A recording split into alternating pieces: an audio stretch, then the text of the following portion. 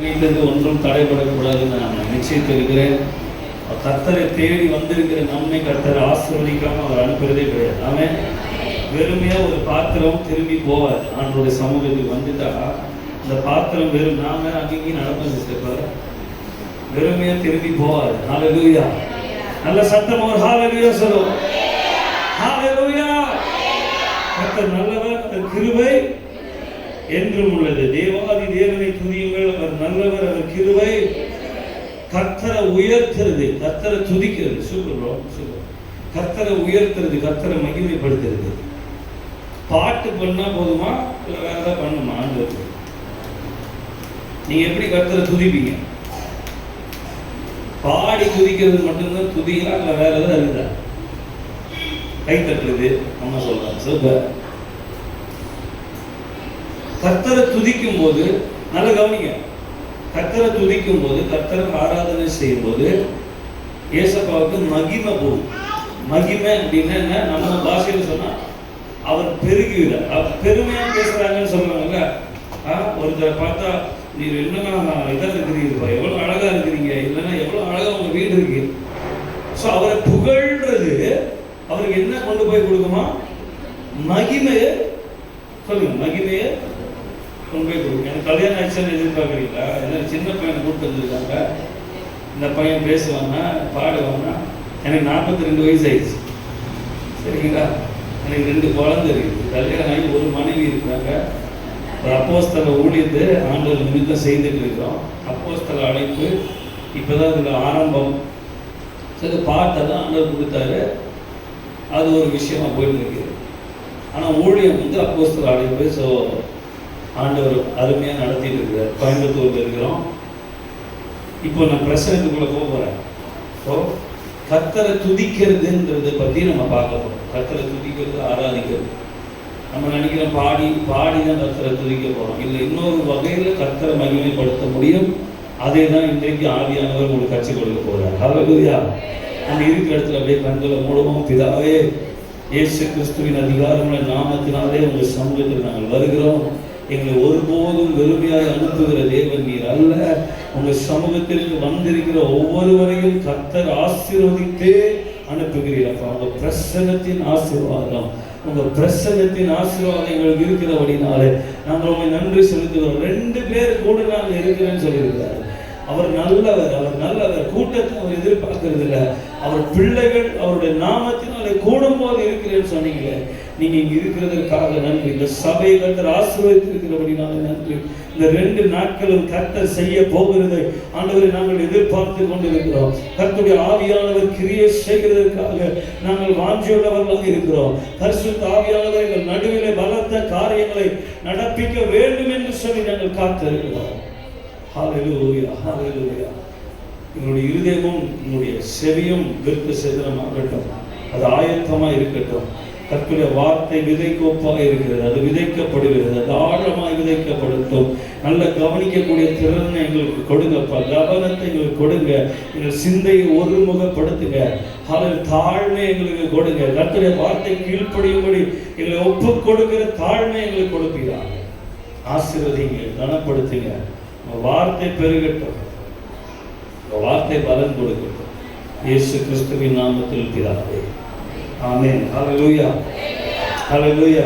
எத்தனை பேருக்கு கர்த்தரை துதிக்கிறதுக்கு ரொம்ப பிடிக்கும்? ஹல்லேலூயா.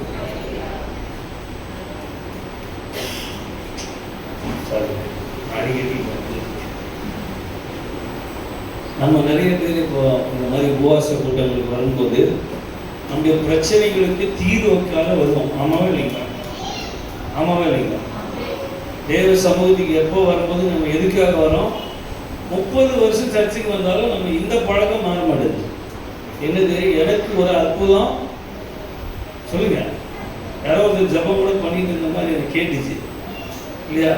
கண்ணீர் இல்லாத ஒரு வாழ்க்கை என்னங்க? அக்கறை துக்கம் இல்லாத, சொல்லுங்க, துக்கம் இல்லாத இருக்குதா? அப்படியேதான் இருக்குதுங்களா? அப்படியேதான் இருக்குங்களா?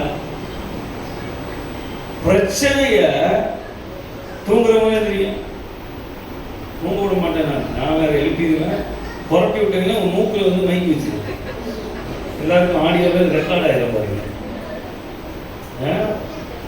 நல்ல காற்று வருது, நாகர் கோயில் கூலாக இருக்குது, தூங்கிறாருங்க.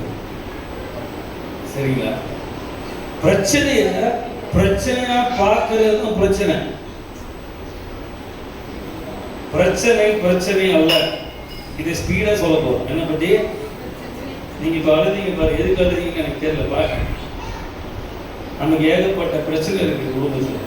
ஆனா கர்த்தருடைய பிள்ளைகள் சூழ்நிலையை ஆளுகை செய்கிறவர்களா இருக்கணும்னு ஆண்டவர் விரும்புகிறார். சூழ்நிலைய ஆளுகை நமக்கு நம்மளோட பிரச்சனை என்னன்னா, நம்ம அக்செப்ட் பண்ணிடுவோம். சுகர் வந்துருச்சா, இப்ப சாகிற வரை என்ன பண்ணோம்? அந்த மருந்தே ஜபம் பண்ணி ஆசீர்வதிச்சு சாப்பிடுவோம். ஆண்டவரே ஆசீர்வதிங்க. நம்ம என்ன பழகிட்டோம்னா, ஒரு விஷயத்தை அக்செப்ட் பண்ணி பழகிட்டோம். ஒரு பிரச்சனை அப்படின்னா அதை அக்செப்ட் பண்ணிடுவோம். பண்ணிட்டு அதுல அட்ஜஸ்ட் பண்றதுக்கு தேவ பலன், அதுக்கு தேவ பலனா இல்ல அதை மேற்கொள்றதுக்கு தேவ பலன். பிரச்சனை நல்லா எத்தனை பேருக்கு நல்லா கவனிச்சாதான் நம்ம இன்னும் கலெக்டர் ஆயிருப்போம். நம்ம இல்லைங்களா? இன்னைக்கு கவனிக்கிற திறனே போயிடுச்சுங்க. கவனிக்கிற திறன் போயிடுச்சு. 10 நிமிஷம் கூட. ஆனா ஆவியானவர் உங்க மைண்ட்ல பிடிச்சாருன்னா, சிறு பிள்ளைங்களுக்கு இருக்கிற கவனம் உங்களுக்கு இருக்கணும். பெரியவங்களுக்கு அவங்க சூப்பரா கவனிக்கிறாங்க. பிரச்சனையா பார்க்கறது தான் பிரச்சனை. சொல்லுங்க, பிரச்சனைய. ஆனா பிரச்சனை கிடையாது. உண்மையை சொல்றேன். எல்லாருக்கும் ஒரு சின்ன விஷயம் பெருசா தெரியாது, அக்செப்ட் பண்ணிடுவீங்க. அக்செப்ட் பண்ணிட்டு அதற்கு ஒரு வழிய மனிதர்களிடத்திலோ கர்த்தர்களிடத்திலோ தேடி அப்படி பழகிருக்கு. சிங்க கபியில தூக்கி உங்களை போட்டா பிரச்சனையா இல்லையா? உங்களை ஜெயில பிடிச்சிட்டு போறாங்க, இயேசுவை கும்பிடுங்க, வா ஜெயிலுக்கு வாங்க, அது பிரச்சனையா இல்லையா? நீங்க என்ன பண்ணுவீங்க? உங்களை ஜெயில பிடிச்சிட்டு போயிட்டான், உடனே நம்ம இமோஷன் தான் வந்து. ஆனா ஜெயிலையும் உட்காந்து கர்த்தரை துதிக்கிறதுக்குன்னு ஒரு அபிஷேகம் இருக்கு. அவங்களுக்கு அது பிரச்சனையே இல்லை. சிறைச்சாலையில போய் தொழுமரத்துல கட்டப்பட்டு தலையில தொங்குறதோ இல்ல அது என்னமோ சொல்றாங்க, இல்லைன்னா கை கால் அப்படி கட்டி உட்கார வச்சுட்டு இப்படிதான் இருப்பாங்க. அது அவர்களுக்கு பிரச்சனையா தெரியல. அது ஒரு அபிஷேகம், அது துதியின் அபிஷேகம். ஹல்லேலூயா. இன்னைக்கு ஒவ்வொரு பிரச்சனையும் நமக்கு பெருசா தெரியுது. நம்ம யாருன்னே நமக்கு தெரிய மாட்டேங்குது. பிரச்சனை என்னன்னு தெரியுது, நீங்க யாருன்னு உங்களுக்கு தெரிய மாட்டேங்குது. நீங்க யாரு? நான் பார்த்தீங்கன்னா தம்பி, ஏதோ ஒரு மூலையில நம்ம யாருங்க, ஏதோ ஒரு மூலையில இப்ப நம்ம வாழ்ற வாழ்க்கைய நம்ம வாயில சொன்ன நிறைய வார்த்தைகள்னால வந்து விளைவு தான். நம்ம யாரு தெரியுமா? மோசேவை விட உயர்ந்தவங்க. பைபிள் இருக்கிற மோசே, நீங்க இந்த மோசேன்னு ஏன் அப்படின்னு நான் சொல்றேன். பழைய ஏற்பாட்டு பரிசுத்தவான்களை விட நம்ம உயர்ந்தோம். எத்தனை பேர் நம்ப முடியுது? இந்த தெள்ளு பூச்சிக்கு நல்ல வாழ்க்கை தந்தீரே, அப்புறம் என்னையே அல்லையில் வைத்து கட்டா நல்லவனாக்கி அல்லையில் வைத்து கொண்டீரே. நம்ம யாருன்னா இயேசு கிறிஸ்துவனுடைய மனவாட்டியாகிய சபையா இருக்கு. நம்ம யாருங்க? உங்க ஸ்தானம் புரியுதா? நீங்களும் நான் இருக்கிற பொசிஷன் புரியுதா? நம்ம ஐஏஎஸ் வந்து அப்படியே பேண்ட் எல்லாம் லூஸ் ஆயிருக்கு. இங்க யாராவது கலெக்டர் வந்தா, ஒரு எம்பி வந்தா, ஒரு எம்எல்ஏ வந்தா நம்ம பயங்கரமா மரியாதை செலுத்துறோம். அதெல்லாம் ஓகே தான். ஆனா நம்ம யாருன்ற அறிவு நமக்கு வேணும்னு ஆண்டவர் விரும்புகிறார். அப்பதான் நீங்க ஒரு பிரச்சனையை எதிர்கொள்ற விதம் மாறும். நீங்க அதாவது 12 பேரை வேவு பார்க்க அனுப்பும் போது 10 பேர் சொல்றாங்க அவர்களுடைய பார்வைக்கு நாங்கள் எப்படி இருக்கிறோம் அப்படின்னு இவங்க சொல்றாங்க. அவங்க சொல்லல, இவங்க சொல்றாங்க அந்த கானானியர்களை இவங்களை பார்க்கும்போது வெட்டுக்கிளியா பார்க்குற மாதிரி பார்க்குறாங்களா. ஆனா இவங்க வெட்டுக்கிளியா? 10 பேர் சொல்றாங்க நம்ம இதெல்லாம் பண்ண முடியாது. 2 பேர் சொன்னாங்க நம்ம போய் எளிதா ஜெயிக்கலாம். இப்போ 10 பேர் சொல்றது மெஜாரிட்டியா, 2 பேர் சொல்றது மெஜாரிட்டி? Majority wins. ஓட்டு யாருக்கு ஜாஸ்தியா அவங்க தான் சொல்லுங்க, அவங்க தான் ஜெயிப்பாங்க. இப்ப என்னாச்சு, 10 பேர் என்ன சொல்றாங்கன்னா, அவங்க வெட்டிக்கு நாங்க ரொம்ப குட்டியா இருக்கிறோம்ப்பா அவங்களுக்கு. ஆனா அந்த 2 பேர் சொல்றாங்க, நம்ம குட்டியா இருந்தாலும் சரி, நம்ம கர்த்தருடைய ஜனமா இருப்பதுனால, ஹல்லேலூயா, அந்த ஸ்தானம் தெரிஞ்சவங்களுக்கு ஜெயம் நிச்சயம். ஹல்லேலூயா. சூழ்நிலைகள் நம்மை ஆளுகை செய்யறதுக்கு அது அதிகாரமே கிடையாது. நீங்க கொடுக்காம ஒரு பிரச்சனைக்கு உங்க மேல அதிகாரம் கிடையாது. உங்களுக்கு தெரியுமா இது? நீங்க கொடுக்காம உங்க வியாதிக்கு உங்க பிராணன் மேல அதிகாரம் கிடையாது, உங்க சரீரத்தின் மேல அதிகாரம் கிடையாது. நம்ம அக்செப்ட் பண்ணுவோம். ஏன்னா பிபி எல்லாம் வந்தா சாவர வரை என்ன பண்ணும், பிபியே ஒரு பெரிய ஸ்கேம். கரெக்டான பிபி நான் உங்களுக்கு சொல்லி தரேன். 110 மேல வந்து இது வந்து சயின்ஸ் உங்களுக்கு. இப்போ 110, இப்போ 60 வயசுனா பிளஸ் 30, அதுல பாதி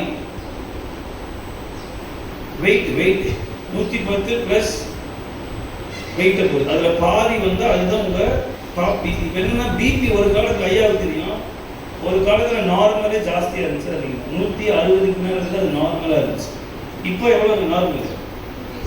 100. நம்ம வந்து அக்செப்ட் பண்ணிட்டோம். ஒரு காலத்துல 160 நார்மல், கீழே 100 நார்மல். இன்னைக்கு 120 80ன்னு கொண்டு வந்துட்டான். ஏன்னா பிசினஸ், மருந்து விற்கிறான். நீங்க அக்செப்ட் பண்ணிட்டீங்க. உங்க பெரியவங்க கூட சொல்லி தரல நமக்கு. நாங்களாம் இருக்கும்போது பிபி 160 தானே, இப்ப எப்படி 120 ஆச்சு? நம்ம கேள்வியே கேட்க மாட்டோம். அக்செப்ட் பண்ணிட்டு ஆண்டவர் கொடுத்தாருங்க, இந்த சுகர் வியாதி ஆண்டவர் கொடுத்தாரு, அதனால நான் வந்து சுகர் மாத்திரை சாப்பிட்டுட்டு வாழ போறேன். இல்ல, நாம் மேற்கொள்ளுகிறவர்கள் என்று வேதம் சொல்லுகிறது. நாம் ஜெயம் எடுக்கிறவர்கள் என்று வேதம் சொல்லுகிறது. அப்போ நம்ம பார்வையில வித்தியாசம் வரணும். உங்க அண்டர்ஸ்டாண்டிங், உங்க புரிதல்ல வித்தியாசம் வரும்போது உங்க பார்வையில வித்தியாசம் வரும். சத்தியத்தையும் அறிவீர்கள், சத்தியம் என்ன பண்ணுது? என்ன விடுதலை? இந்த மாதிரி பயத்திலிருந்து விடுதலை, கண்ணீர்லிருந்து விடுதலை. கிறிஸ்தவன் அழுவே கூடாது ஒரு பிரச்சனைக்கு. அவனுக்கு தெரியும், என்னை விடுதலை ஆக்கிற ஒரு தேவன் இருக்கிறார், நான் ஆராதிக்கிறவர் இன்னார் என்று நான் அறிந்திருக்கிறேன். நான் சிங்க கெபியானாலும் தைரியமா நிற்பேன், தீச்சூளையானாலும் தைரியமா நிற்பேன். அந்த அறிவு யார் கொடுக்குறாங்கன்னா வசனம் கொடுக்குது. தேவன் அறிகிற அறிவு, சத்தியம் உங்களை அறிகிற அறிவு. நம்ம யாரை? இயேசு கிறிஸ்துவுடைய மனவாட்டியா இருக்கிறோம். வைஃப் டு பி betrothed, நிச்சயிக்கப்பட்ட மனவாட்டியா இருக்கிறோம். நம்ம ஸ்தானம் மோசையை விட பெருசு, அவங்களுக்கெல்லாம் கிடைக்கல. அது தெரியுமா உங்களுக்கு? அண்டர்ஸ்டாண்ட் பண்றதுக்கு கொஞ்சம் இடிக்கும், ஒரு 2 நிமிஷம் இடிக்கும். சரியா? ஆபிரகாம் யாருன்னா தேவனுடைய ஜனம், இஸ்ரவேல் யாருன்னா தேவனுடைய ஜனம். நீங்க யாருன்னா இயேசு கிறிஸ்துவோட மனவாட்டி. உங்களை ஆண்டவர் பார்க்கிற விதம் வேற. அவர்களுக்கு ரத்தம் சிந்தல, உங்களை என்னையும் மீட்டெடுக்கிறது ரத்தம் செஞ்சிருக்கிறார். இயேசுவே மனுஷனா வந்து வார்த்தையா இருந்தவர், அவர் மனுஷனாகி மாம்சமாகி உங்களை மீட்டிருக்கிறார். நம்முடைய ஸ்தானம் வேற இல்ல. இப்ப டீச்சரா வேலை செய்றீங்க, உங்களுக்கு அடுத்த வருஷம் பிரின்சிபலா உங்களுக்கு ப்ரமோஷன் வந்துருச்சு. நீங்க என்ன பண்ணுவீங்க? திருப்பியும் டீச்சர் மாதிரி வேலை செய்வீங்களா, இல்ல பிரின்சிபல் மாதிரி வேலை செய்வீங்களா? அப்பதான் சம்பளம் கிடைக்கும். அது மட்டும் நம்ம தெளிவா இருக்கணும். அப்பதான் இன்கிரிமெண்ட். அப்ப அந்த பொசிஷன் மாறும்போது நம்முடைய பேச்சு மாறுது, நம்முடைய பார்வை மாறுது, நம்முடைய செயல்பாடுகள் மாறுது. டீச்சரா இருந்த வரைக்கும் பிரின்சிபல்ஸ் என்ன சொல்றாங்களோ அதை கேட்டுட்டு இருப்பாங்க. பிரின்சிபல் ஆனோடனே இவர்கள் சொல்றதை டீச்சர்ஸ் கேட்கணும். இப்ப சூழ்நிலை என்னை ஆளுகை செய்யறதல்ல, சூழ்நிலையை நான் இயேசு கிறிஸ்துவின் நாமத்தினால ஆளுகை செய்யும் போது நான் என் தேவனை மகிமைப்படுத்துகிறேன். பாட்டுல மட்டும் அல்ல, வார்த்தையில மட்டும் அல்ல, வாழ்க்கையிலும் தேவனை உயர்த்த முடியும். வாழ்ந்து கர்த்தரை உயர்த்துகிறது மிகப்பெரிய உன்னத ஒரு ஆராதனையா இருக்குது. வேணும் அப்படிதான் சொல்லுது. ஸோ நீங்க அழும்போதெல்லாம், நீங்க ஒரு பிரச்சனையை பார்த்து பயப்படும் போதெல்லாம் தேவன் துக்கப்படுகிறார். தேவன் ஒரு அம்மா பெங்களூர்ல, நானே சென்னையில சொன்னா பெங்களூர்ல 2 அம்மா ஒரே கதை தான். முடிச்சுட்டு ஃப்ளைட் ஏறி இங்கே ஈவினிங் ஒரு மீட்டிங், அவசரமா டைம் ஆயிடுச்சு அப்படின்னு வந்துட்டு இருக்கேன். வழியில பிடிச்சிட்டாங்க. அம்மா சொல்லுங்கம்மா. அவங்களாம் விடுங்க இல்லை பரவாயில்ல, ஒரு அம்மா தானே வந்திருக்கேன் சொல்லுங்க. அம்மா சொல்றாங்க வச்சுட்டான். என்ன வச்சுட்டான்? இட்லி வச்ச மாதிரி வச்சுட்டான். சூன்யம் வச்சுட்டான். ஏங்க என் பிள்ளை கல்யாணமே ஆக மாட்டேது. நான் புது விசுவாசியாட்டுக்குன்னு நினைச்சிட்டு நீங்க எவ்வளவு வருஷம் சர்ச்சுக்கு வரீங்க? 20 வருஷம். 20 வருஷம் வந்துட்டு இவங்க நம்பிக்கைன்னா வச்சுட்டான். யார் வச்சுட்டா? நமக்கு விரோதமா 1000 பேர் வச்சாலும் அந்த 1000 பேர் தான் போய் அதை அடிக்கணும். நம்ம அதை அடிக்கிறதுக்கு அதிகாரமே கிடையாது. நம்ம அக்செப்ட் பண்ணிடுவோம். என்னது வச்சுட்டாங்க. அதனால தான் நினைக்கிறேங்க, நீங்க எப்பெல்லாம் பிசாசுக்கு பலன் கொடுக்குறீங்களோ அப்பெல்லாம் பிரச்சனை உங்களுக்கு பெருசா தான் தெரியும். 15 வருஷம் 10 வருஷம் வரும். ஆனா இன்னும் ஒரு பிரச்சனை பார்த்தா அழுவுது. நாய் குறைக்குது பாரு. சிவப்பு சட்டை கூடுங்க. இங்க பாரு. ஓகே, பேசுறியா? பேசுறதுன்னா மைக்ல வந்து பேசணும். சரியா? மாமா ஒன்று மைக் தருங்க. ஓகே, உட்காந்து.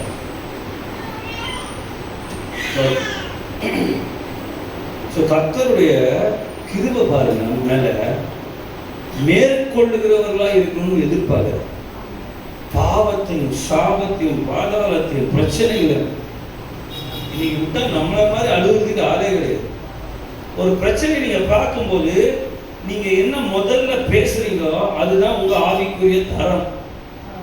ஒரு பிரச்சனை உங்க அட்டாக் பண்ணும்போது நீங்க எப்படி ரெஸ்பாண்ட் பண்றீங்களோ, எப்படி உங்க வார்த்தை வருதோ அதுதான் உங்க ஆவிக்குரிய தரம், நிலைப்பாடு. எங்க அம்மாட்ட இருந்து நான் ரொம்ப கத்துருக்கேன். அவங்க சர்ச்சிலலாம் சொல்லியிருக்கேன். அம்மாவுக்கு வந்து 2008 வந்து கேன்சர் வந்துச்சு, கண்டுபிடிச்சோம். அதுக்கு முன்னாடி 3 வருஷம் இருக்குது. 4th B stage தாண்டிடுச்சு. அவ்வளோதான், மரணம் ஒரு படி அளவில், ஒரு ஸ்டெப் அளவில் இருக்குது. டாக்டர் சொன்னாங்க, நீங்கள் ட்ரீட்மெண்ட் எடுத்தாலும் எடுக்கலைனாலும் 3 மாதம் தான் உயிரோடு இருப்பாங்க. ட்ரீட்மெண்ட் எடுக்கணுமா இல்லையான்னு நீங்கள் பாருங்கள். நாங்கள் சொன்னோம், நாங்கள் எடுக்கிறோம், பரவாயில்ல. ஸோ அம்மாவோட பலன் என்னென்னா, அம்மா சொல்லுவாங்க அடிக்கடி, நான் மரித்து போனால், அப்போல்லாம் எங்களுக்கு நாங்கள் படிச்சுட்டு இருக்கேன் பைபிள் காலேஜில், நான் மரித்து போனால் நான் தேவனோடு இருப்பேன், நான் உயிரோடு இருந்தால் தேவன் என்னோடு இருப்பேன். இந்த உறவின் அதிகாரம் உங்களுக்கு தெரிஞ்சிச்சுன்னா, உறவோட அர்த்தம் சத்தியம் அறிகிற அறிவு கொடுக்குற விடுதலை மாதிரி ஒரு விடுதலையே கிடையாது. நான் எப்பவுமே சொல்லுவேன், பிரச்சனை உங்களுக்கு மாறாது. ஆமேன்னு சொல்லு, மாறவே கூடாது. உங்களுக்குலாம் பிரச்சனை இருந்தால் தான் நீங்கள் தேர்வீங்க.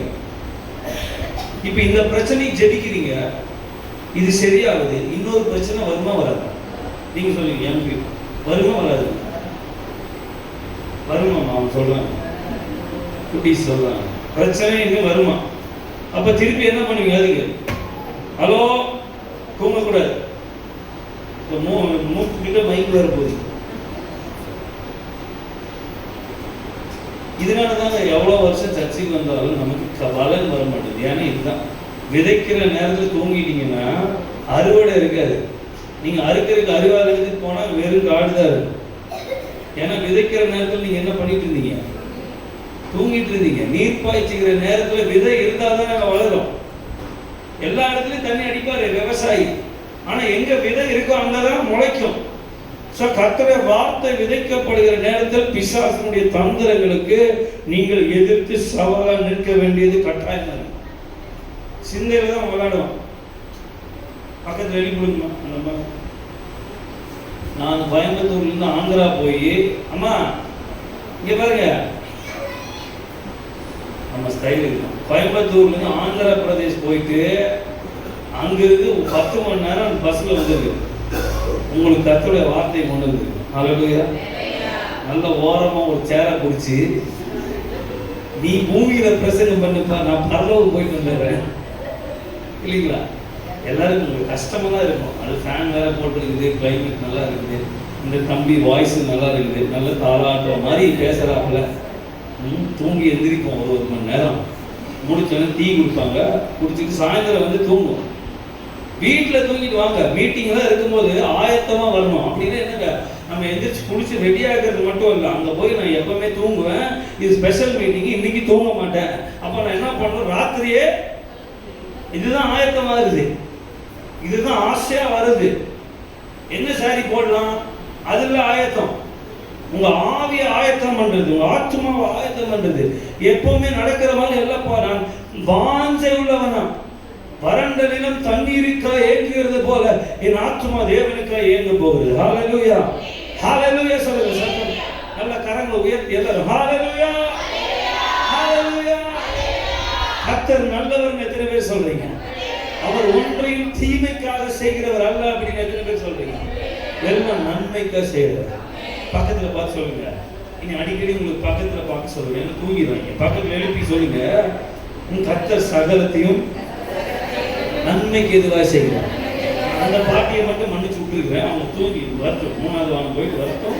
என்ன தரிசனம் கேட்போம், என்ன யோவானை பார்த்தாங்களா இல்லை பேதுருவை யாரையாவது பார்த்தாங்க? நீ தூங்குங்க பாட்டி, உங்களுக்கு பர்மிஷன் கிராண்டட். சரி. அப்ப பாருங்க, அம்மா சொல்லுவாங்க இந்த மாதிரி. அப்போ எனக்கு ஒரு வைராக்கியம் வருது, இவ்வளோ பேர். அதுக்கப்புறம் 3 முறை வந்துச்சு. இன்னைக்கு 18 வருஷம் ஆச்சு, உயிரோட தான் இருக்கலாம். கர்த்தருடைய ஊழியத்தை செய்து கொண்டு இருக்கிறாங்க. தைரியமா பஸ்ல போயிடுவாங்க. கார்லாம் அவ்வளோ இருந்தாலும் அதெல்லாம் எதிர்பார்க்கறதே இல்லை. விசுவாசிக்கிற நிறைய இருக்கு. அசிஸ்டன்ட் பாஸ்டர் தான் நாங்கள், ஒரு 1500 பேர்கிட்ட இருக்கிறாங்க. ஸோ அம்மா அப்போ போயிட்டு வருது, பஸ்ல ஏறி அப்பாவை கூட கண்டுக்க மாட்டாங்க. முடி கொஞ்சம் தான் இருக்கும். ஏன்னா 3 முறை ட்ரீட்மெண்ட், 2 முறை ட்ரீட்மெண்ட் பண்ணது, 3வது முறை ஆண்டவர் சுகம் கொடுத்தாரு, கத்தியே படம் சுகம் கொடுத்தாரு. ஏன்னா 3வது முறை நாங்கள் ஹாஸ்பிட்டலே போகல, அம்மா தேவ சமூகத்திலே உட்காந்துட்டாங்க. நீங்கள் சுகம் கொடுத்தா கொடுங்க, இல்லைன்னா போங்க. அப்போதான் நான் சொன்னேன், இதை முன்னாடியே செஞ்சுருக்கலாமே, ஆண்டவர் அதையும் பண்ணியிருப்பாரு. ஒரு பயத்தில் நாங்கள் ஃபர்ஸ்ட் டைம் போயிட்டோம். ஆனாலும் அந்த அந்த சூழ்நிலையில் 2012 3வது தடவை வந்தப்போ அம்மா கிட்ட ஆண்டவர் பேசினார், மெர்சி நான் அதை பிடுங்கி போடுவேன். 3 முறை அந்த சத்தம் கேட்டுச்சான். அப்போ டாக்டர்கிட்ட போய் அதே பயாப்சி கொடுத்தப்போ அது கேன்சர் இல்லைன்னு வந்துச்சு. ஃபர்ஸ்ட் ரிப்போர்ட் கேன்சர், அதுக்கப்புறம் கேன்சர் இல்லைன்னு வந்துருச்சு. அன்னைக்கு நான் சொன்னேன் அம்மாட்ட, இனிமேல் நம்ம டாக்டர்கிட்ட, ஏன்னா கேன்சர் ஒரு முறை வந்தாலே நீங்கள் 6 மாதத்துக்கு ஒரு தடவை டாக்டர்கிட்ட போய் செக்அப் பண்ணிகிட்டே இருக்கணும். நாங்கள் 2012 கடைசியாக போனது, இன்னைக்கு 2026, 14 வருஷம் டாக்டர் பக்கமே போல. ஏன்னா கர்த்தர் ஒன்றை சொல்லியிருக்கிறார். ஹalleluya, கர்த்தர் ஒன்று சொல்லியிருக்கிறார். நான் அதை பிடுங்கி போடுவேன்னா அவர் தொட்டா பரிபூர்ண சுகம் தான். அப்ப சூழ்நிலை என்ன ஆளுகை செய்ய நான் விடவில்லை. நாங்கள் கர்த்தருடைய பிள்ளைகள் என்பதால், தேவன் யார் என்பதை அறிந்ததினாலே நம்ம என்ன செய்யறோம், சூழ்நிலையின் மேல ஒரு அதிகாரம் செலுத்தும். You have no power. உனக்கு வல்லமை கிடையாது. வியாதியை உன் கூற, மரணமே உன் கூற ஆண்டவர் சிலுவையில் முறிச்சிருக்கிறார். உனக்கு என் மேல அதிகாரம். நம்ம அக்செப்ட் பண்ணவே கூடாது, அக்செப்ட் பண்ணவே கூடாது. ரீசெண்டாக ஒரு அம்மா சொன்னேன், அவங்க பிள்ளை கல்யாணம் ஆகல, அவங்க ஹஸ்பண்ட் செத்து போயிட்டாரு தனி. இது ஏன் அக்செப்ட்? இதெல்லாம் பிரச்சனை. இப்படிதான் என் வாழ்க்கை போகும் அப்படின்னு சொல்லாதீங்க. என் தேவன் என்னோட கூட இருக்கிறார், அவர் என் மனவாளன் இருக்கிறார், என் தேவைகளை சந்திப்பார், என் காரியத்தை அவர் வாய்க்க. இப்படிதான் நம்ம பேசணும். நம்ம அழுதோம்னா நம்ம என்ன சொல்றோம், பிசாசுக்கு ஒரு சிக்னல் அனுப்புறோம், நீ போட்ட தந்திரம் பழிச்சிருச்சு, நான் நம்பிட்டேன், நான் அழுதுட்டு இருக்கேன். ஏசப்பாட்ட அழுது கேட்கறது தப்பு இல்லை. புதிய ஏற்பாட்டில் பரிசுத்த ஆவியாகிய தேவன் உங்களுக்குள்ள வாசமா இருக்கிறார். யார் இருக்கிறா உங்களுக்குள்ள? ஏதாவது வித்தியாசம் இருக்குதுங்களா நம்ம பேச்சுல? தேவனே உங்களுக்குள்ள இருக்கிறார். யாரு? இங்க வந்து ஆராதிக்கிறவன் அவர் எங்க இருக்கிறாரு? அவர் மனிதனால் கட்டப்பட்ட ஆலயங்களில் அவர் தங்குறதில்லை. அவர் சொல்றார், உங்கள் சரீரம் என் ஆலயமா இருக்கிறது, நான் உங்களுக்குள்ளே வாசமா இருக்கிறேன், நான் உங்களுக்குள்ளே பிழைத்திருக்கிறேன், நீங்கள் எனக்குள்ளே நடக்கிறீர்கள், எனக்குள்ளே பிழைக்கிறீர்கள். அவருடைய நாமம் பேர் மட்டும் கிடையாது, அவர் நாமம் ஒரு இடம். எல்லாம் நீங்க பைபிள்ல படிச்சீங்கன்னா இடத்தோட பேர் தான் அவர் பேர். யெகோவா ஈரேன்றது அவர் பேர், இடத்தோட பேர். சொல்லுங்க. ஆபிரகாம், மோசே, ஆபிரகாம் அந்த இடத்திற்கு யெகோவா ஈரே என்று பெயரிட்டான். அப்ப ஆண்டவர் தன்னை வெளிப்படுத்துறார். இப்போ பகல்ல எப்படி வந்தார்? மேக ஸ்தம்பம் இஸ்ரவேல் ஜனங்களுக்கு வந்தார். இரவுல ஒரே கடவுள் தானே, ஒரே தேவன் தானே. ஆனா பகல்ல உங்க தேவைக்கேற்ப வராதா இல்லையா? பகல்ல மேகமா வராதா இல்லைங்க? என் பிள்ளைகள் வெயில்ல கஷ்டப்படுவாங்கன்னு பகல்ல எப்படி வராது? இரவுல வெளிச்சமா வராது. ஏன்னா பாலைவனத்துல இரவுல குளிரா இருக்கும். இப்ப இரவுல எப்படி இருக்கிறது? வெளிச்சமாயும் அவர் ஃபுல்லா அக்கினியில வரதில்லை, சுட்டடிக்கிற மாதிரி பாதை காட்டுகிற வெளிச்சமா வருகிறார். அப்ப ஒரே தேவன் நம்முடைய தேவைக்கேற்ப வெளிப்படுகிறார். ஹல்லேலூயா. இதெல்லாம் புரிஞ்சிருச்சுன்னு வைங்க, நம்ம மரணத்தை கூட லாபமா பார்ப்போம்.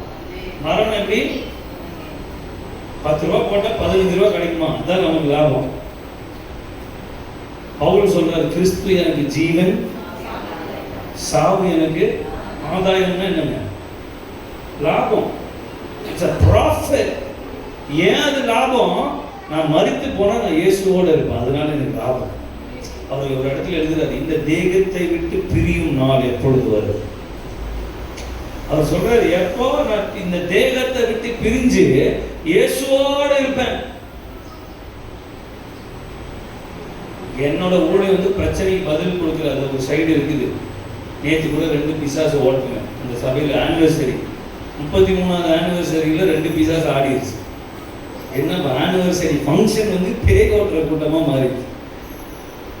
அதெல்லாம் இருந்தாலும் ஆண்டவர் என் ஊழியத்தில் ஒரு விஷயம் செய்துட்டே இருக்கிறார். என்னன்னா, தம்முடைய பிள்ளைகளை அவரவர் ஸ்தானத்தில் கொண்டு போய் நிறுத்துறார்.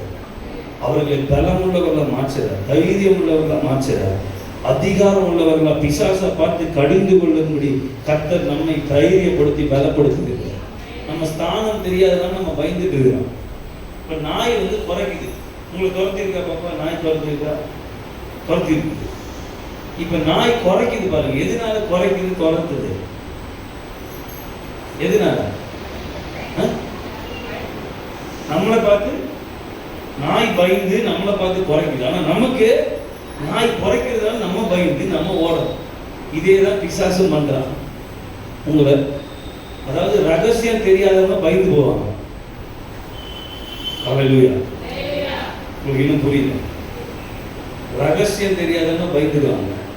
பிசாசுடைய தந்திரங்களை பார்த்து, அக்கினி சூளையை பார்த்து, சிறைச்சாலையை பார்த்து, சிங்கக்கேபியை பார்த்து, வியாதியை பார்த்து, மரணத்தை பார்த்து, விஷயம் தெரியாதவங்க தான் பயப்படுவாங்க. விஷயம் தெரிஞ்சவங்க வார்த்தையே வேற மாதிரி இருக்கும். நாய் துரத்தும் போது விஷயம் தெரிஞ்சவங்க என்ன செய்வாங்க? ஐயா சொல்லுங்க. அங்கே நின்று பாருங்க. ஓடி வருது, அப்படியே நிக்கணும். அப்ப வீண்டு மாறாட்டிட்டு ஓடும். ஏன்னா அது புரிஞ்சுடும், இன்னைக்கு என் மேல பயம்.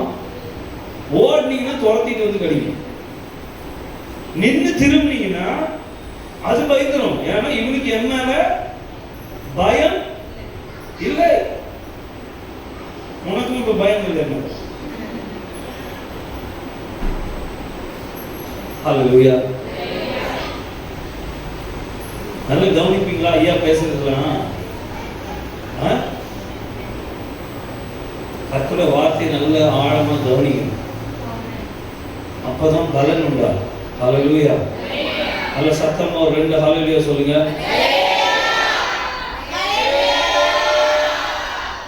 தூங்குறவங்க மட்டும் ஹல்லேலூயா சொல்லுங்க. கரெக்டா சொல்லிட்டீங்கம்மா. அம்மா பாருங்க, தூங்கி அப்படியே அப்படி ஒரு ஹல்லேலூயா இருக்கு. பயங்கரம். சங்கீதம் 42வது அதிகாரம்.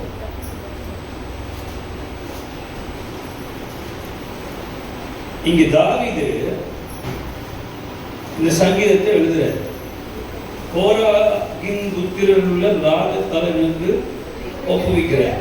அவர் சொல்றாரு, மானானது நீரோடைகளை வாஞ்சித்து கதறுவது போல தேவனே என் ஆத்துமாவை நோக்கி வாஞ்சிக்கிறது. வாஞ்சித்து கதறது. ஆத்மா பத்தி நம்ம பார்ப்போம் சாயந்தரமோ இல்லைன்னா நாளைக்கு காலையில். ஏன்னா ரொம்ப முக்கியமான ஒரு சப்ஜெக்ட். எங்க போனாலும் அதை பிரசங்கம் பண்ணுவோம் ஆண்டவர் அனுமதி கொடுக்கும்போது. இங்க தாவீது எழுதுறாரு, அடுத்த வசனம் பாருங்க. என் ஆத்மா தேவன் மேலேயே நான் எப்பொழுது தேவனுடைய சன்னதியில் வந்து நிற்பேன். அவரோட பிரச்சனை என்னது? நான் எப்ப சர்ச்சுக்கு போவேன். இது எந்த நேரத்தில் சொல்றாரு தெரியுமா? அவருடைய பிரச்சனை பாருங்க. நான் எப்ப சர்ச்சுக்கு போய் நிற்பேன். ஆனா அவர் ஆக்சுவலா இது எழுதும்போது சில வேத வல்லுநர்கள் பாதி பேர் வேற மாதிரி சொல்றாங்க, பாதி பேர் என்ன சொல்றாங்கன்னா இவர் உயிருக்கு பயந்து, ஹலோ தட்டி எழுப்புங்க, தூங்காதீங்க, தூங்குறதுன்னா வீட்டுல தூங்குங்க, அல்லையே சொல்லுங்க.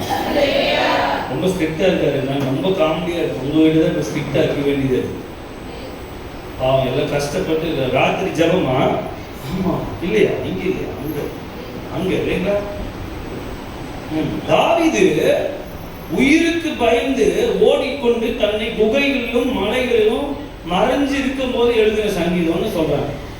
ஏன்னா அது 5வது வசனமோ 6வது வசனமோ சொல்லும், நான் சிறு மலையிலிருந்து என் ஆத்துமாவே நீ ஏன் கலங்குகிறாய், ஏன் எனக்குள் தேங்குகிறாய், தேவனை நோக்கி காத்திரு, உன் முகத்திற்கு ரட்சிப்பு.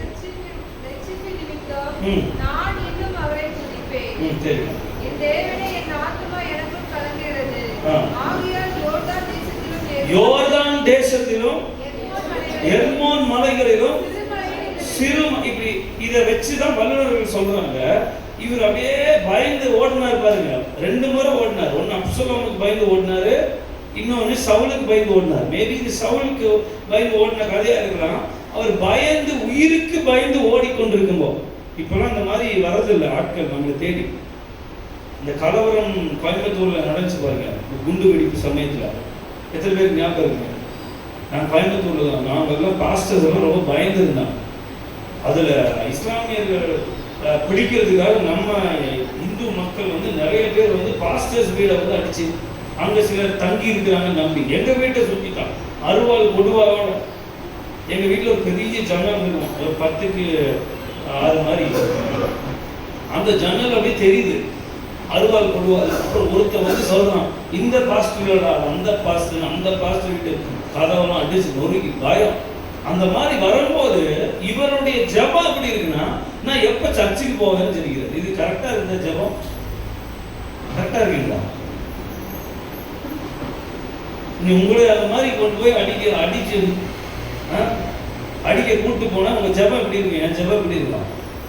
இயேசுவே என்னை காப்பாத்தியா, அப்படிதான் இருக்கும். அதான் பொதுவா.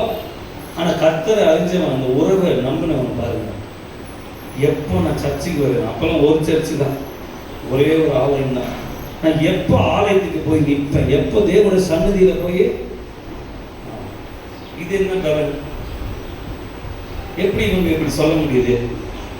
உயிர் போற பிரச்சனை இருக்கும்போது எப்படி இவங்களாவே இப்படி ஜெபிக்க முடியுது? ஏன் நம்மளால முடியல?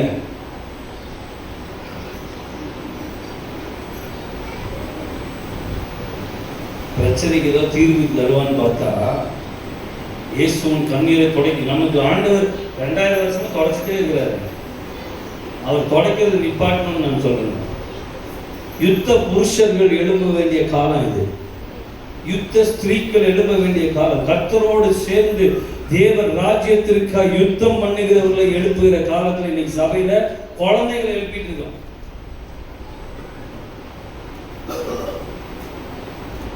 நான் யூத் மீட்டிங்லாம் தான் சொல்லிட்டு இருக்கேன்.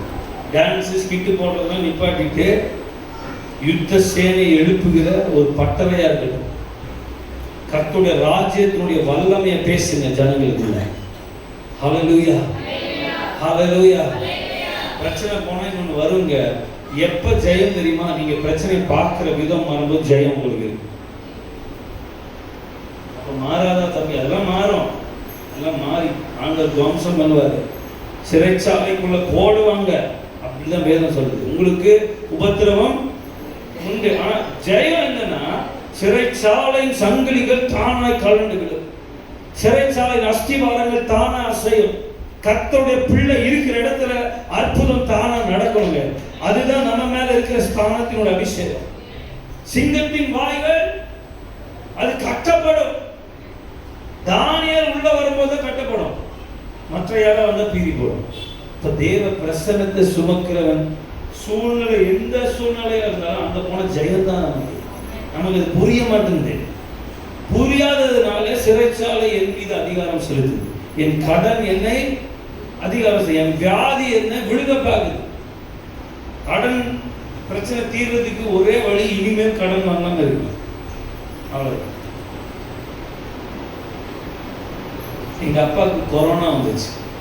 கொரோனால 2 வாரம் எங்களுக்கு தெரியல கொரோனா இருமிட்டு இருக்கிறாருன்னு, நார்மலாக தான் இருக்கிறாரு. எங்களுக்கும் ஒன்றும் இருமல் தான் வரல. அதனால அவருக்கு கபசூர குடிநீர்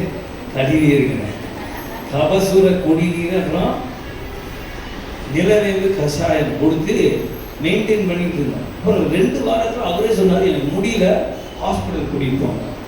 போகும்போது டாக்டர் சொன்னாங்க 1 வாரத்தில் உயிரோடு இருப்பார். அப்போ நான் ஜிஹெச் கொண்டு போயிருந்தேன். ஏன்னா எங்கள் அம்மா அப்பாட்ட 62,000 தான் இருக்குது. எங்கிட்டையும் காசு இல்லை, என் தம்பிகிட்டையும் இல்லை. இப்போ இந்த 62,000 வச்சுட்டு இவங்க டெய்லியும் 50,000 கேட்குறாங்க. எங்க நல்ல நல்ல ஹாஸ்பிட்டல்ஸ்.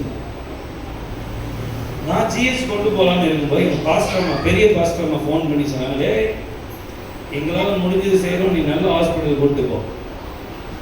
அவங்க சொன்னதுக்காக கூப்பிட்டு போயாச்சு. டெய்லி 50,000, 14 நாள் வருஷம், 7 லட்சமா ஆண்டவரே அப்படின்னு. அப்போ ஆண்டவர்கிட்ட சொன்னேன், இங்கே பாருங்க, ஒரு நாள் தான் அங்கே இருப்பாங்க, அடுத்த நாள் நான் ஜிஹெச் கொண்டு போயிருவேன். உங்களுக்கு ஒன்று தெரியுமா? ஓகே, நான் அங்கே போகல. அப்போ ஆண்டவர்கிட்ட அப்படி பேசுகிறேன்.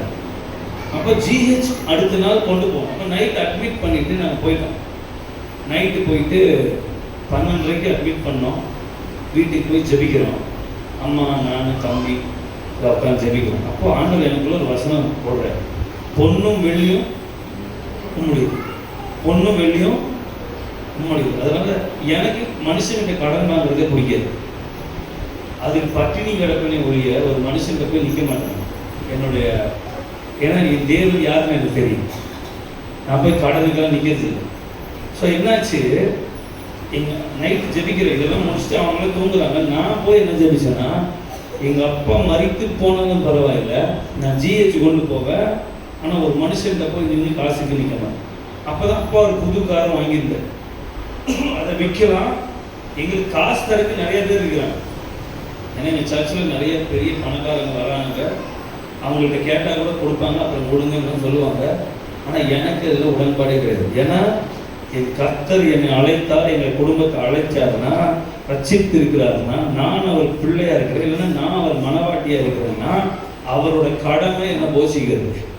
அவர் செய்வார் நிச்சயமா, எனக்கு தெரியும். அப்போ நைட்டு இப்படி ஜெபம் பண்ணி அழுகுற. ஆனாலும் எங்கள் அப்பா ஃபோட்டோ பார்த்துட்டு, ஏன்னா 1 மணி நேரம் டைம் கொடுத்தாங்க, இப்போ பரவாயில்ல. ஆனால் அப்புறம் 4 நாள் டைம் கொடுத்தாங்க. 4 நாள் செத்து போயிருக்காரு. அன்றைக்கி ராத்திரி ஜெபிக்க எனக்கு ஒரு ஃபோனில் மெசேஜ் வந்துச்சு. பார்த்தா ஒருத்தர் 25,000 போட்டு விடுறாரு. மிட் நைட்டில் பெங்களூர்லேருந்து, தூரத்து உறவு. அவருக்கு இந்த நியூஸ் எப்படி போச்சுன்னு எனக்கு தெரியல. அன்றைக்கி நைட்டு தான் கண்டே பிடிக்கிறோம். 7 வயதுலேருந்து அலையிறோம், ஹாஸ்பிட்டல்ஸுக்கு 12:30 அட்மிட் பண்ணுறோம். யாருக்குமே நான் ஃபோனில் சொல்லலாம்னா எப்படி தெரிஞ்சது 25,000. நான் விடியறதுக்குள்ளே பார்த்தா என் அக்கௌண்ட்டில் 65,000 நான் ஜனங்கள் அனுப்பியிருந்தேன். போய் 2வது நாள் ஃபீஸு கட்டணும். 14 நாள் முடிவில் 4.25 லட்சம் செலவாச்சு. எல்லா செலவும் பார்த்துட்டு மீதியை பார்த்தா எங்கள் அம்மா அப்பா அக்கௌண்ட்டில் மீதி திருப்பியும் அந்த 62க்கு மேலேயே இருந்துச்சு. 63 நாள் அது மீதம் எடுக்க ஆண்டவர் உதவி செய்வார். இப்போ நான் என்ன பண்ண, இந்த சூழ்நிலை என்னை ஆளுகை செய்ய விடாமல் வார்த்தையின்படி வாழ பழகிட்டோம்னா வாழ்க்கையே கர்த்தரை ஆராதிக்கும். பாட்டு பாடி ஆராதிக்கிறது ஒண்ணு இல்லை, பாட்டு பாடி ஆண்டவருக்கு மகிமை செலுத்துறது ஒண்ணு, வாழ்ந்து தேவனை உயர்த்துறது இன்னொன்று. எத்தனை பேர் வாழ்ந்து தேவனுக்கு மகிமை செலுத்தணும்னு நினைக்கிறீங்க? என் வார்த்தையில் அல்லப்பா, என் வாழ்க்கை உண்மை உயர்த்தணும், என் பேச்சு உண்மை மகிமைப்படுத்தணும், என் நடவடிக்கைகள் உண்மை மகிமைப்படுத்தணும். அது ஆராதனை. வாயில பாடுறது யாரை வேணா பாடலாம். ஆனா சூழ்நிலை ஒன்று வரும்போது நீங்க கர்த்தரை அங்க மகிமைப்படுத்தணும்னு ஆண்டவர் விரும்புகிறார்.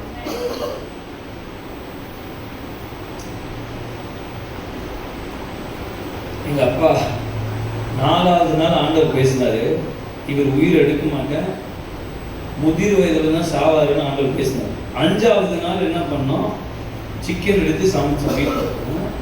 எங்க அப்பா எங்க இருக்கிறாரு? ஐசியூவில் வீங்கி, முகமெல்லாம் வீங்கி குப்புற படுக்க வச்சிருக்காங்க.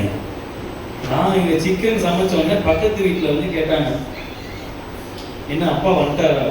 அப்பா வரலைங்களே. அவங்க அதுக்கப்புறம் கேட்கல, அப்பா வரல, ஆனால் இங்கே சிக்கன் சாப்பிட்றானுங்க, இவனுக்கு ஒரு பசங்க. ஸோ தைரியம் எங்கிருந்து வந்துச்சுன்னா, கர்த்தர் ஒன்று சொன்னதுதான். அம்மாவை அதுக்கப்புறம் செக்கப் கூட்டிகிட்டு போல, அப்பா அங்கே இருக்கும்போது சிக்கன் சாப்பிட்றோம். எங்கள் விசுவாசிகளே 2 வாரம் சிக்கன் சாப்பிட்றோம். நாங்கள் 5ஆவது நாள் எடுத்து சமைச்சது முடியல. 4 நாள் போனதே பெருசு. எடுத்து சமைச்சு அப்போ கர்த்தர், நான் சிக்கன் சாப்பிட்டதுல கர்த்தர் மகிமைப்பட்டிருக்கிறார்.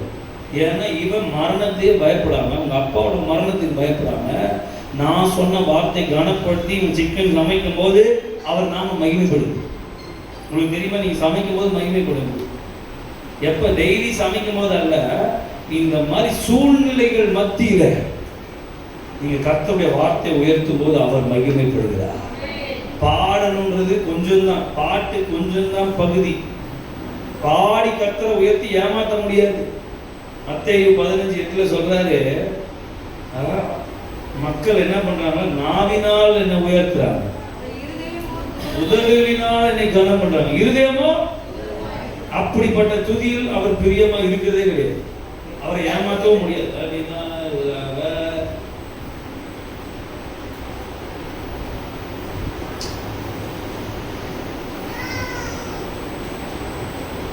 ஸோ 42வது அதிகாரத்தில் சங்கீதத்தில் தாவீது சொல்றாரு, மான்கள், நல்ல கவனிங்க பாட்டி பாருங்க, அதாவது போன் தமிழ் கவிதை எழுதுறாரு. தாவீது ஒரு கவிதை ஏசப்பா பத்தி எந்த நேரத்தில் தெரியுமா, உயிருக்கு பயந்து ஓடுற நேரத்தில் அவர் சொல்றாரு, இங்க பாருங்க கவனிங்க, மான் தண்ணியை தேடி ஓடுற மாதிரி, மான் தண்ணியை தேடி ஓடுற மாதிரி தேவனே நானே உண்மை தேடி. இன்னைக்கு எத்தனை பேர் இயேசுவை தேடி வந்தீங்க, எத்தனை பேர் பிரச்சனைக்கு பதில் தேடி வந்தீங்க? கை உண்மை தூக்கு வேண்டாமா? எத்தனை பேர் பிரச்சனைக்கு தீர்வு வேணும்னு வந்தீங்க, எத்தனை பேர் இயேசு வேணும்னு வந்தீங்க? டிஃபரன்ஸ் இருக்குங்களா இல்லையா? வித்தியாசம் இருக்குங்களா இல்லையா?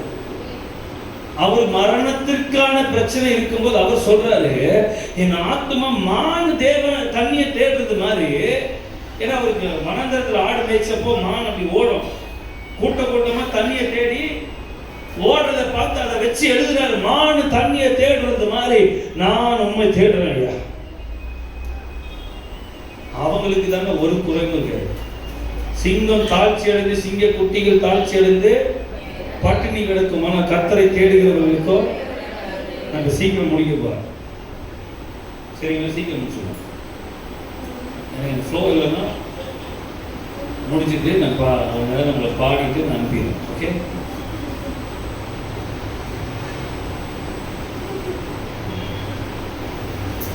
நல்ல ஒரு பாட்டு பாடும்.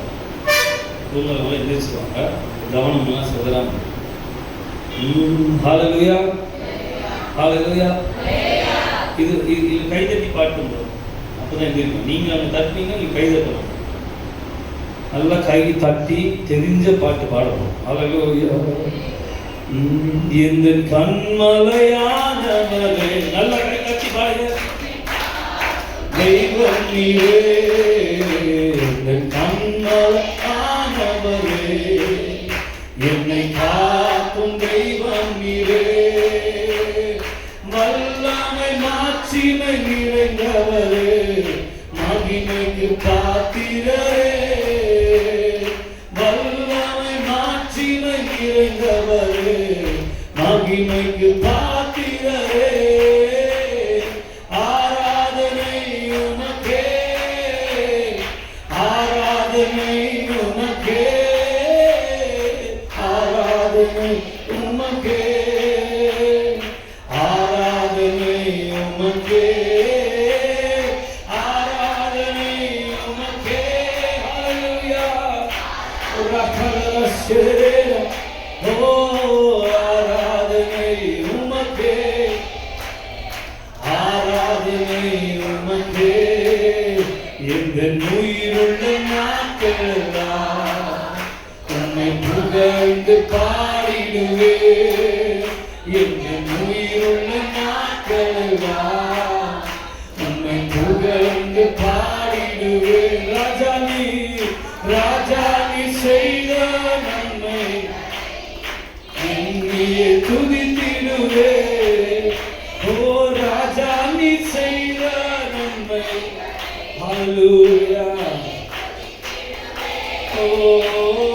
ஆராதனை உமக்கே. சொல்லுங்க, சத்தத்தை உயர்த்தி நல்ல கரங்களை தட்டி ஆண்டவருக்கே ஆராதனை உமக்கே, ஆராதனை உமக்கே. ஹல்லேலூயா, ஆராதனை, ஹல்லேலூயா, ஆராதனை உமக்கே. ஓ ஆராதனை உமக்கே, ஆராதனை உமக்கே. என் நாட்கள் முடியும் வரை, என் ஜீவன் முடியும் வரை, ஹல்லேலூயா உம்மையே ஆராதிப்பேன். என் நாட்கள் முடியும் வரை. சொல்லுங்க, என் ஜீவன் பிரியும் வரை, ஒளியும் வரை உம்மையே ஆராதிப்பேன், உம்மையே ஆராதிப்பேன், உம்மையே ஆராதிப்பேன். நல்ல கரங்களை தட்டி ஓ ஹல்லேலூயா. நாட்கள் முடிகிறவரை, என் ஜீவன் பிரிகிறவரை நான் இயேசுவை ஆராதிப்பேன். என் வாழ்க்கையின் சூழ்நிலைகளின் நடுவிலே நான் இயேசுவை உயர்த்துவேன். ஹல்லேலூயா, ஹல்லேலூயா. வார்த்தை மட்டும் வந்தாப்பா, என் வாழ்க்கையில நீங்க உயர்ந்திருக்கிறேன். நான் என்னுடைய நடவடிக்கைகளை நீங்க உங்க நாமத்தை உயர்த்தும்படி நான் நடக்கிறேன். என் பேச்சு உயர்த்தணும், என் பார்வையும் உயர்த்தணும், என் இதயத்தின் நினைவுகளும் ஆராதனை செய்யணும்.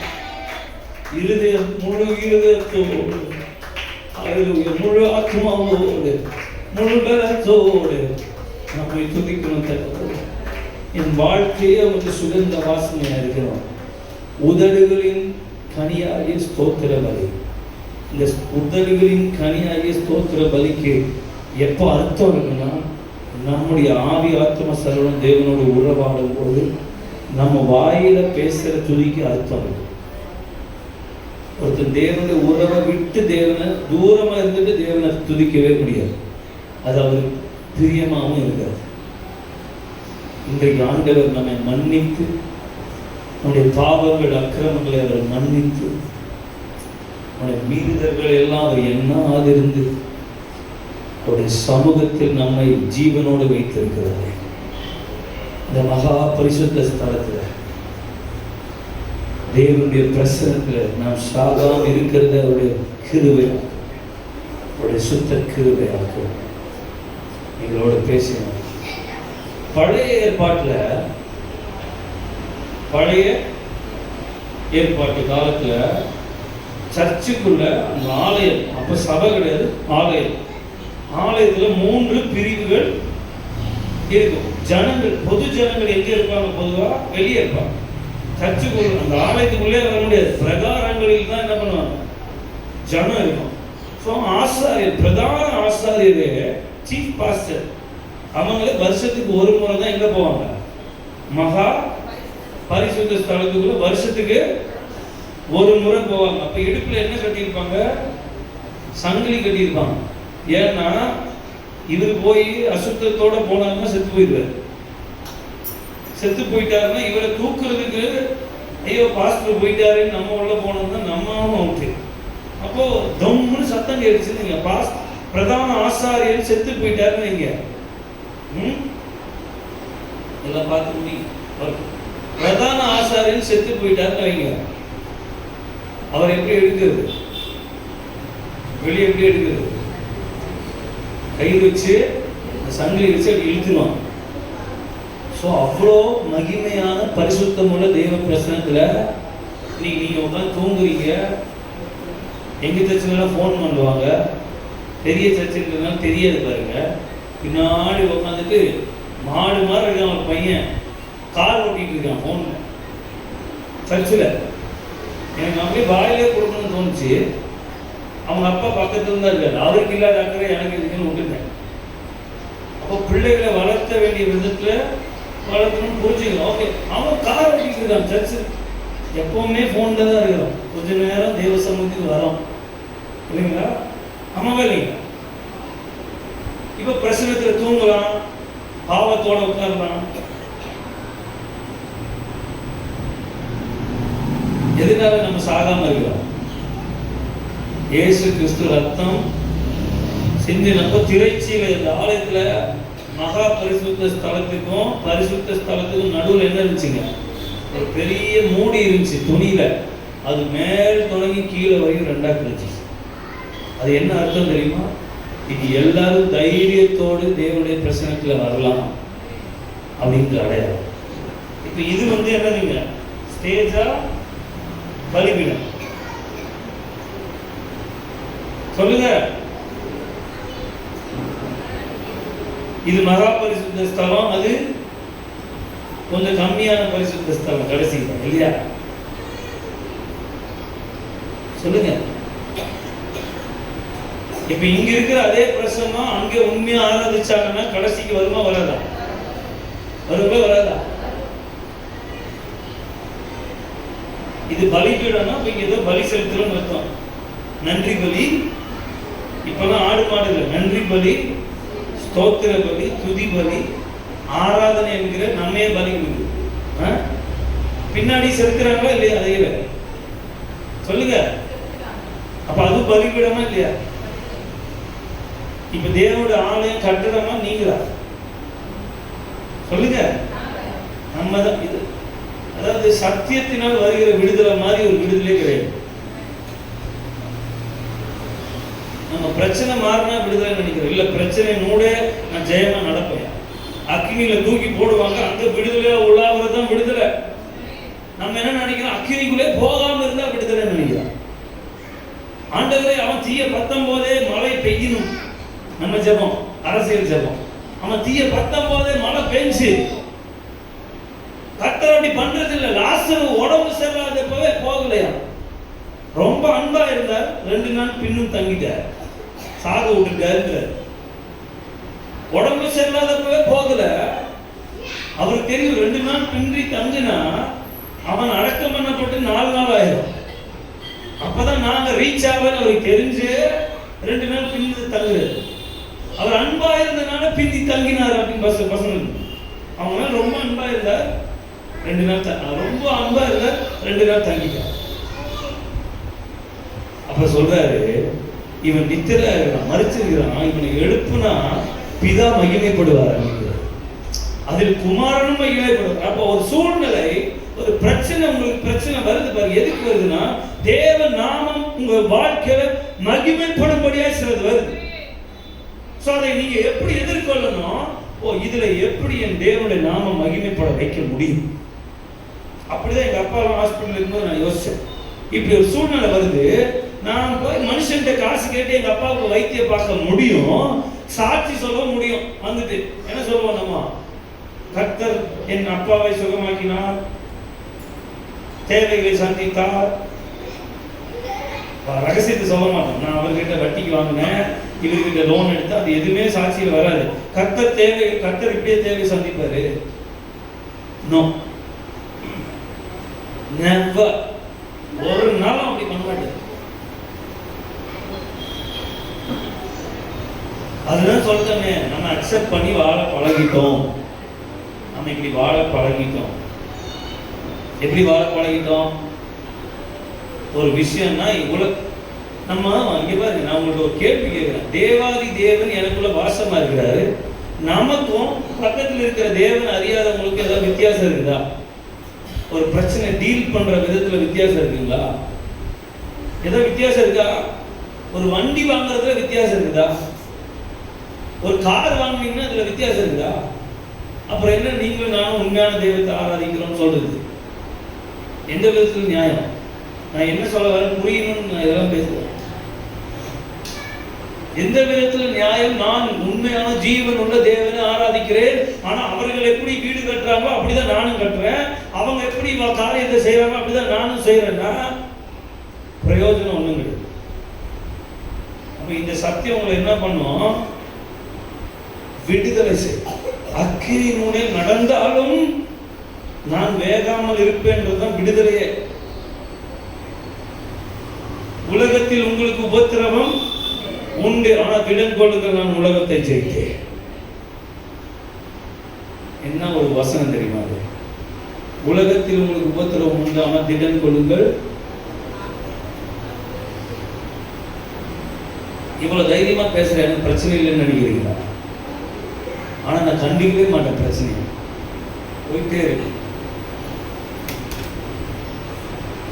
சாட்சி நான் சண்டே சொல்றேன். தாவீது இங்க எழுதின மாதிரி தானியேல் 3ஆம் அதிகாரத்துல ஷாத்ராக், மேஷாக், ஆபேத்நேகோ இவங்க 3 பேரும் அடிமைகள். யாருங்க சொல்லுங்க? அடிமைகள் ஒரு தேசத்துல இருக்கிறாங்க. அந்த ராஜா ஒரு பொற்சிலை செய்கிறாரு. ஒரு கட்டளை வருது, இந்த சிலையை வணங்கலன்னா என்ன பண்ணுவேன்? தீயில தூக்கி போட்டுருவேன் போது வணங்குவோமா மாட்டோமா? ஏன்னா இந்த ஆண்டவரை கைவிட்ட மாதிரி இருக்குது. இப்போ இவங்க இஸ்ரவேல்ல இருந்தாங்க, இப்ப எங்க இருக்கிறாங்கன்னா பாபிலோன்ல இருக்கிறாங்க. ஏன் அங்க இருக்கிறாங்கன்னா வீடு எல்லாத்தையும் இடிச்சு போட்டு பெண்கள் எல்லாம் எடுத்துட்டு போய் நிறைய பேரை கொலை பண்ணிட்டு இந்த நேபுகாத்நேச்சார் ஞானிகள் கொஞ்சம் பேர்த்த மட்டும் தன் வேலைக்காக கொண்டு போய் வச்சிருக்கிறாங்க. இந்த சூழ்நிலையில இவர்கள் தேவனை விட்டு தூரம் தான் போய் இருக்கணும். ஆனா இவங்க என்ன செய்யறாங்க? வச்ச சிலையை வணங்கினா உயிர் பிழைக்கலாம், பொழைச்சிக்கலாம், அந்நிய தேசத்துல உயிர் பிழைக்கலாம். ஆனா இவங்க என்ன செய்யறாங்க? தங்கள் ஜீவனை கொடுக்க துணிந்தார்கள். அது ஆராதனை. அங்க தேவ நாமம் மகிமைப்பட்டது. அவங்க பாட்டுலாம் பாடல, அவர் நல்ல எதுவும் பண்ணல, வாழ்க்கை தேவனை ஆராதிச்சு.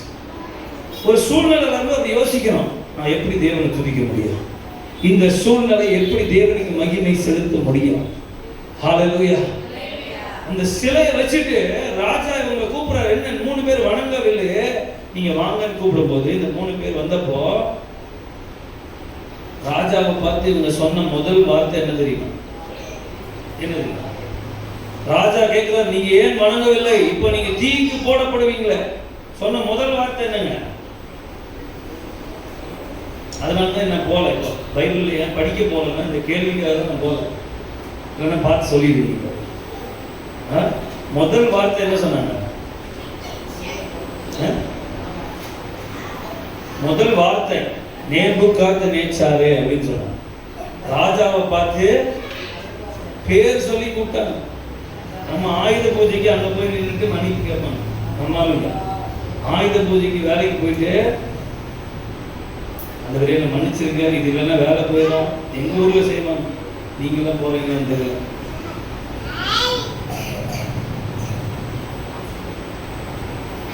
ஃப்ளோவே வரலையே ஸ்பிரிட்ல. சரி, நான் பேச வேண்டியது பேசி முடிச்சுட்டு முடிக்க போறேன். ஓகே, கேட்டா கேளுங்க, கேட்காதீங்க போறேன், கேளுங்க. ஓகே, இந்த சிலையை வச்சு அந்த 3 பேரை கூப்பிட்டு பயங்கர டிஸ்டர்பன்ஸா இருக்கு ஸ்பிரிட். அந்த 3 பேருக்கு அவங்க பேசும்போது இந்த 3 பேர் ராஜாவை பார்த்து சொல்றாங்க, நீர் நிறுத்தி இந்த சிலையை வணங்க மாட்டோம், இதை குறித்து உமக்கு பதில் சொல்றதுக்கு எங்களுக்கு அவசியம் இல்லைங்க. எவ்வளவு தைரியம் இருந்தா அந்த வார்த்தையை அவங்க பேச முடியும்? கர்த்தரை எப்படி அறிஞ்சிருந்தா அதை பேச முடியும்? இன்னைக்கு பாஸ்டர்ஸே என்ன பண்றோம்? தப்பிக்கிறதுக்கு ஒரு எம்எல்ஏ கையில வைக்கிறோம். எங்க ஏரியால ஒரு ஃபெலோஷிப்பே இருக்குது, ஒரு எம்பி, ஒரு எஸ்ஐ, இவங்களெல்லாம் கையில வச்சுக்கிறோம். அப்புறம் எதுக்கு இவரை வச்சிருக்கணும்? தேவன் எதுக்கு ஆராதிக்கிறோம்? புரியல எனக்கு. இந்த 3 பேரை பாருங்க, தைரியமா சொல்றாங்க, ராஜாவாகிய உம்முடைய கைக்கும், ராஜா கிட்டே பேசுறாங்க, எரிகிற இந்த அக்கினி சூளைக்கும் நாங்கள் ஆராதிக்கிற தேவன் எங்களை தப்பு வைப்பார். இந்த ஒரு சத்தியம் வந்து அவங்க என்ன பண்ணிருச்சு? மரண பயத்திலிருந்து விடுதலை செய்திருக்கு. அந்த சூழ்நிலை இவர்களை ஆளுகை செய்யல, இவங்க சூழ்நிலைய ஆளுகை செய்யல. இன்னைக்கு உங்க பிரச்சனை என்னன்னா, பிரச்சனையா பார்க்கறது தான் உங்க பிரச்சனை, சவாலா பார்க்கறது இல்லை. நம்ம பிரச்சனை எப்படி பார்க்கணும்? பக்கத்துல பார்த்து சொல்லுங்க, ஹலோ 3வது வானத்துல இறங்கி வாங்க சொல்லுங்க. பிரச்சனையா பார்க்காதீங்க, பிரச்சனையை சவாலா பாருங்க, சேலஞ்சா பாருங்க. ஹல்லேலூயா. இந்த பிரச்சனையின் நடுவில் தேவனுடைய நாமம் எப்படி உயர்த்தப்படும்? என் பார்வை, உங்க பார்வை அங்க இருக்குது. இவ்வளவு பிரச்சனை இருக்குது, தண்ணீரே தீர்ந்து போற அளவுக்கு இனி 2 லிட்டர் தண்ணி குடிச்சாதான் கண்ணீரே வரும். அந்த அளவுக்கு அழுக வேண்டியது. இது ஏன் அழுகுறோம் அப்படின்னா, இன்னும் குழந்தைகளா இருக்கிறோம். வயசு 60 ஆயிடுச்சு, ஆனா ஆவிக்குரிய விதத்துல 30 வயசு உங்க வீட்டுல பையன் பால் குட்டியில தான் நான் பால் குடிப்பேன்னு சொன்னா எப்படி இருக்கும் சொல்லுங்க? உங்க பையனுக்கு பொண்ணு பார்ப்பீங்களா? சத்தியமா பார்க்க மாட்டேன். என்னடா டேய் மீசெல்லாம் வந்துருச்சு, நீ என்ன பண்ற, இன்னும் பால் குட்டியில. அப்போ ஒரு வளர்ச்சிக்கு ஏற்ற பேச்சு நம்ம எதிர்பார்க்கலாம். இந்த பாப்பா குழந்தைய அம்மான்னு சொல்லிடுச்சு உடனே, அம்மா என் அம்மா, என் பிள்ளை என்ன அம்மா நீ கூப்பிடுச்சு, ஏ பாட்டி சொல்றமா இல்லையா? அவ்வளோ சந்தோஷம். மெமேனாலுமே நம்ம ரெக்கார்ட் பண்ணி என் பிள்ளை மெமேனுச்சு. 30 வயசுல மெமே அப்படின்னா உங்களுக்கு எப்படி இருக்கும்? டேய் ஒழுங்கா பேசுற, உடனே தெரப்பி, ஸ்பீச் தெரப்பி எல்லாம் கூட்டு போவீங்க. டாக்டர்கிட்ட கூட்டிட்டு போய், ஏன்னா சின்ன பிள்ளை மெமேன்னு பேசலாம், நீங்களும் நானும் பேசக்கூடாது. ஏன்னா நம்ம வளர்ந்தவர்களா இருக்கிறோம். நம்ம பேச்சுல ஒரு வித்தியாசம் இருக்கும். ஒரு பிரச்சனையை பார்க்கும்போது நம்ம பேசுறது வித்தியாசம் இருக்கணும். அதை அணுகிறது இல்லை, ஒரு வித்தியாசம் இருக்கணும். ஒரு பிரச்சனையை டீல் பண்றதுல பார்த்தாலே தெரியும் இவன் கர்த்தருடைய யுத்த வீரன்னு. அவங்க பேச்சுலே தெரியும். 20 வருஷம் சர்ச்சுக்கு வந்து பாயை தேய்ச்சி போட்டு இப்ப சேர்ல உட்கார்ந்து இருக்கிறோம். ஆனா நம்ம அழுகுறோம். ஒரு பிரச்சனைக்கும் அழுக வேண்டியது. அழுகிறவங்களுக்கு ஆண்டவர் குழந்தைக்கு பதில் செய்யற மாதிரி தான் செய்வார். குழந்தைக்கு என்ன பண்ணுவோம்? அழுதா பிரச்சனையை சால்வ் பண்ண மாட்டோம். இந்த ஒரு தேன்முட்டை தின்னுட்டு அவங்க நான் போயிட்டு வந்துடுறேன் அப்படிதான் உங்களை விட்டு போயிட்டு இருக்காரு ஆண்டவர். உங்களை கொண்டு செய்ய வேண்டியதை இன்னொருத்தன் செஞ்சுட்டு இருக்கிறான். ஏன்? நீங்களும் நானும் இன்னும் குழந்தைகளாக இருப்பதனாலே உங்க கையில கர்த்தர் கனமான பொறுப்புகளை கொடுக்க முடியவில்லை. Because you cannot handle it. நீங்க குழந்தைகிட்ட கத்தி கொடுப்பீங்களா? பொம்மை கத்தி தான் கொடுப்போம் இல்லையா? ஆனா நல்லா வெட்ட தெரிஞ்சவங்ககிட்ட என்ன பண்ணுவீங்க? மரம் வெட்டுறவங்க நம்ம நல்லா உழைப்பீங்க இல்லையா? உழைக்கிறவங்க தான் அந்த கருவிகளை கொடுப்பாங்க. அப்ப குழந்தைகளா இருக்கிறதுனால நிறைய விஷயங்கள் நம்ம தேவனுக்கு செய்ய முடிய மாட்டேது. கர்த்தர் உங்களை பயன்படுத்த முடிய மாட்டேது. ஏன்னா இன்னும் உங்க பிரச்சனையே பெரிய பிரச்சனையா இருக்கு. ஒருத்தனை கர்த்தர் ரட்சிக்கிறாருன்னா அவன் தேசத்திற்கு பயன்படணும். உங்க ஊருக்கு கர்த்தர்களை பயன்படுத்துறது தான் ரட்சித்து அலங்கரித்து வரங்களை கொடுத்து. அந்நிய பாஷை தான் எதுக்கு பேசணும்னா நமக்குள்ள அபிஷேகம் இருக்குது, அதுல வெளிப்பாடு தான் அந்நிய பாஷை. அது ஒரு வரம். இன்னொரு வரம் இருக்குது, பேய்களை துரத்துவீங்க, வியாதிஸ்தர் மேல கை வைப்பீங்க, பிசாசுகளோடு வியாதி. இதெல்லாம் யார் செய்யுது? ஆஸ்தர் செய்வார். நாங்க வருவோம், போய்கிட்டே இருக்கும், தூங்குவோம். இதெல்லாம் நீங்க ஒரு பிரச்சனையை பார்க்கிற விதம் மாறணும்னா நீங்க தேவனை பார்க்கிற விதம் மாறணும். நீங்க தேவனை புரிந்து கொள்கிற விதம் மாறுச்சுன்னா நீங்க ஒரு பிரச்சனையை பார்க்கிற விதம் மாறும். வேற மாதிரி உங்க வாழ்க்கை சாட்சியா இவங்க இவ்வளவு ஸ்ட்ராங்கா நிக்கிறாங்களே, நானும் நிற்பேன், 10 பேர் எழுப்புவாங்கனால. உங்களை மாதிரியே பிரச்சனை உள்ளவங்க எத்தனையோ பேர் இருப்பாங்க. நீங்க பேசுற ஒரு பதில் அநேகரை உயிர்ப்பிக்கும். கர்த்தர் அறிந்தவன் பேசுற பதில் அநேகரை பலப்படுத்தும், அநேகரை தைரியப்படுத்தும். இவங்க 30 வருஷம் சர்ச்சுக்கு போய் இவங்களே அழுதுட்டு இருக்காங்க. நான் எதுக்கு சர்ச்சுக்கு வரணும்னு கேட்பாங்க. இவங்களே இப்படிதானே ஒரு காரியம் செய்யறாங்க, இவங்களே இப்படிதானே ஒரு வண்டி வாங்குறாங்க, இவங்களே இப்படிதானே ஒரு வீடு கட்டுறாங்க, இவங்க இப்படிதானே பயப்படுறாங்க. அப்புறம் நான் இந்த கடவுளை விட்டு அந்த கடவுள் போறதுல என்ன பிரயோஜனம் கேட்பாங்க. நீ பாடி பாடி பாடி நீ தமிழ்நாடு ஓஞ்சி போச்சு. பாடி பாடி பாடி 12 மணி நேரம் 9 எதுக்கு பாடுறோன்னே தெரியல. பாட்டு ஒரு பகுதி தான் கர்த்தரை துதிக்கும். வாழ்க்கை தான் கர்த்தரை உண்மையா துதிக்கும். ஃபுல்லா பாடிட்டு அங்க போய் கடன் வாங்கிட்டு பீடி ஊதிட்டு எல்லா காரியம் நம்ம பண்ணிட்டு இருந்தா கர்த்தரதுல மகிமை படுறதே கிடையாது. ஹல்லேலூயா சொல்லுங்க. உங்க பிரச்சனைக்கு என்ன தீர்வு? உங்க பிரச்சனைக்கு என்ன தீர்வு? கண்ணீரெல்லாம் துடைப்பார். கண்ணி நம்மளை கண்ணீர் துடைக்கணும், காப்பாற்றணும், சோறு போடணும், வளர்க்கணும். இதெல்லாம் குழந்தைகளுக்கே. வளர்ந்தவர்கள் எழும்பி தங்களுடைய காரியங்கள் தாங்களே நடப்பிக்கிற பலர், யுத்தம் செய்கிற பலர். பிசாசு உங்களை பார்த்தா ஓடணும். அந்த 10 வருஷமா விசுவாசியா இருக்கிறவங்களுக்கு சின்ன சின்ன விஷயத்தெல்லாம் பயந்து நீங்கள் வந்து ஒருத்தர்கிட்ட தலையை கொடுக்கறதுலாம் இருக்கக்கூடாது. நீங்களே உங்கள் யுத்தத்தை நாங்களே துணை இருப்போம், கண்டிப்பாக ஹெல்ப் பண்ணுவாங்க, சர்ச்சில் இருக்கிறவங்க ஹெல்ப் பண்ணுவாங்க. உங்களுக்கே உங்கள் யுத்தம் நடப்பிக்க தெரியணும். பாட்டி அழுதுட்டு இன்னைக்கு சிரிக்கிறாங்க, நல்ல சந்தோஷமா. அதுதான் விடுதலை. எவ்வளவோ பிரச்சனை இருக்குது, ஆனால் இருதயம் மகிழ்கிறது. ஏன்னா கர்த்தர் ஒரு காரியத்தை வெளிப்படுத்திருக்கு. என்ன பற்றி நீங்கள் எதையும் அக்செப்ட் பண்ணாதீங்க. எனக்கு ரெண்டாவது எனக்கு இல்லை, என் ஒய்ஃப் ப்ரெக்னெண்ட்டாக இருக்கும்போது என் ஒய்ஃபை தொட்டு நாங்கள் ஓகே, என் ஒய்ஃப் ப்ரெக்னெண்ட்டாக இருக்கும்போது ரெண்டாவது குழந்தைய வேண்டான்னு சொல்லிட்டா. அவள் மட்டும்தான் நான் என் சாட்சி சொன்னேன்னா அந்த 2.5 வருஷம் தான் ஊழியம் செய்கிறேன். 39 40 வயசு வரை சும்மா தான் இருந்தேன். ஒரு வேலைக்கும் போல ஒய்ஃபோட சம்பளத்தில் தான் சாப்பிட்டுட்டு இருந்தேன். எனக்கு கர்த்தர் என்ன ஊழியம் செய்ய சொல்லலை. அது வரையும் நான் வெயிட் பண்ணேன். ஓகே, அது ஒரு பகுதி. மறக்காமல் இருங்க, நான் சண்டே உங்களை பார்த்து சொல்கிறேன் மீதி. இந்த மாதிரி டைமில் என் ஒய்ஃப் சம்பளத்தில் நான் சாப்பிட்டுட்டு இருக்கிறேன். அவங்க தான் வேலைக்கு போகிறாங்க, நான் வீட்டில் இருக்கிறேன். இந்த மாதிரி டைமில் ஒரு டைம் என் ஒய்ஃபுக்கு வந்து வேலை போகுது. இந்த கோவிட் டைமில் வேலை போகுது. ஒரு ஐடி கம்பெனியில் ஹெச்ஆராக இருக்கிறாங்க. இப்போ வேலை போகுது. நைட்டு 12 மணிக்கு அழுகிற சத்தம் கேட்டுச்சு. நம்ம அது வேறு அழுகாது. அதனால் நான் என்ன பண்ணேன், நான் ஜன்னலாக பார்க்குறேன். பக்கத்து வீட்டில் ஏதோ ஒரு பொண்ணு அழுகுது. பொண்ணு அழுதா நமக்கு பொறுக்காது, பொங்கி போய் காப்பாற்ற போகணும்னு நினச்சிட்டு காமெடிக்கு சொல்கிறேன். போய் யாரா இந்த நேரத்தில் ஒரு பொண்ணு அழுகுதேன்னு ஜன்னல் வரிசையில் பார்த்தா வீட்டில் பெட்ஷீட்லேருந்து அழுக. என்ன அப்படின்னா வேலை போகுது 14 நாளில் ஹல்லேலூயா அப்படின்னு கத்துனேன். நைட் 12 மணிக்கு நான் பைபிள் படிச்சுட்டு இருந்தேன். இந்த சத்தம் வருது. ஏன் இப்படி கத்திட்டு இருக்கீங்க இந்த நேரத்தில்? ஹல்லேலூயா. நான் சொன்னேன், இதை விட ஒரு நல்ல நேரம் கர்த்தரை துதிக்கிறதுக்கு இருக்குமா? இந்த பிரச்சனை நடுவில் ஆண்டவரை துதிக்கிறது எவ்வளோ சந்தோஷமா இருக்கு. எந்திரிச்சு உட்காருன்னு சொல்லி அப்போ புதுசாக ஒரு பாட்டு ஏசப்பா கொடுத்தாரு. அதை பாடி ஒரு 20 நிமிஷம் வர்ஷிப் பண்ணேன்.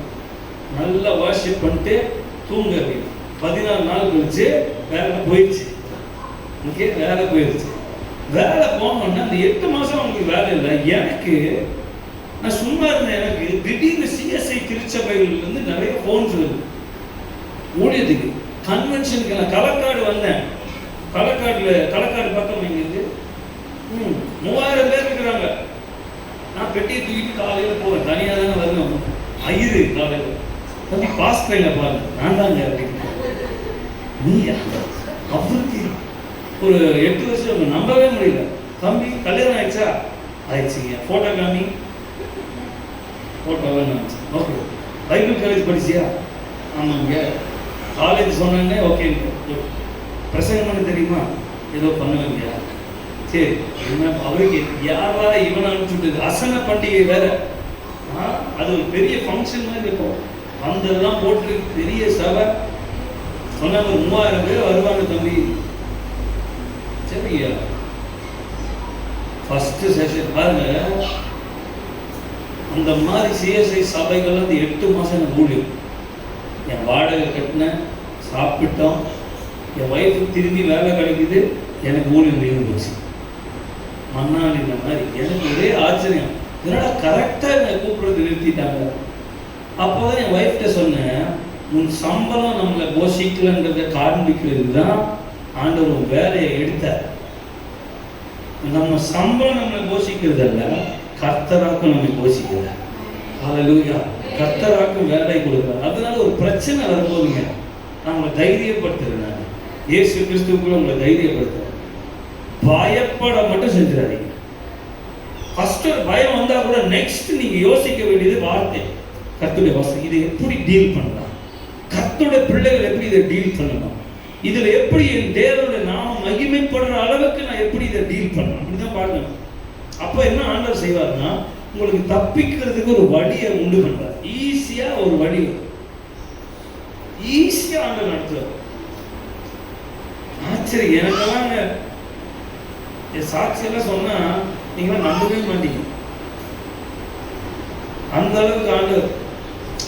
நீங்க எல்லாம் இந்த சனிக்கிழமை காலையில வந்ததுனால ஒரு விசேஷ சாட்சி இருக்கு சொல்றேன். சரிங்களா? நான் ஒரு 2 வீலர் கூட வாங்காம இருக்கிறேன். இப்போ கூட எனக்கு இல்லை சொந்தமா.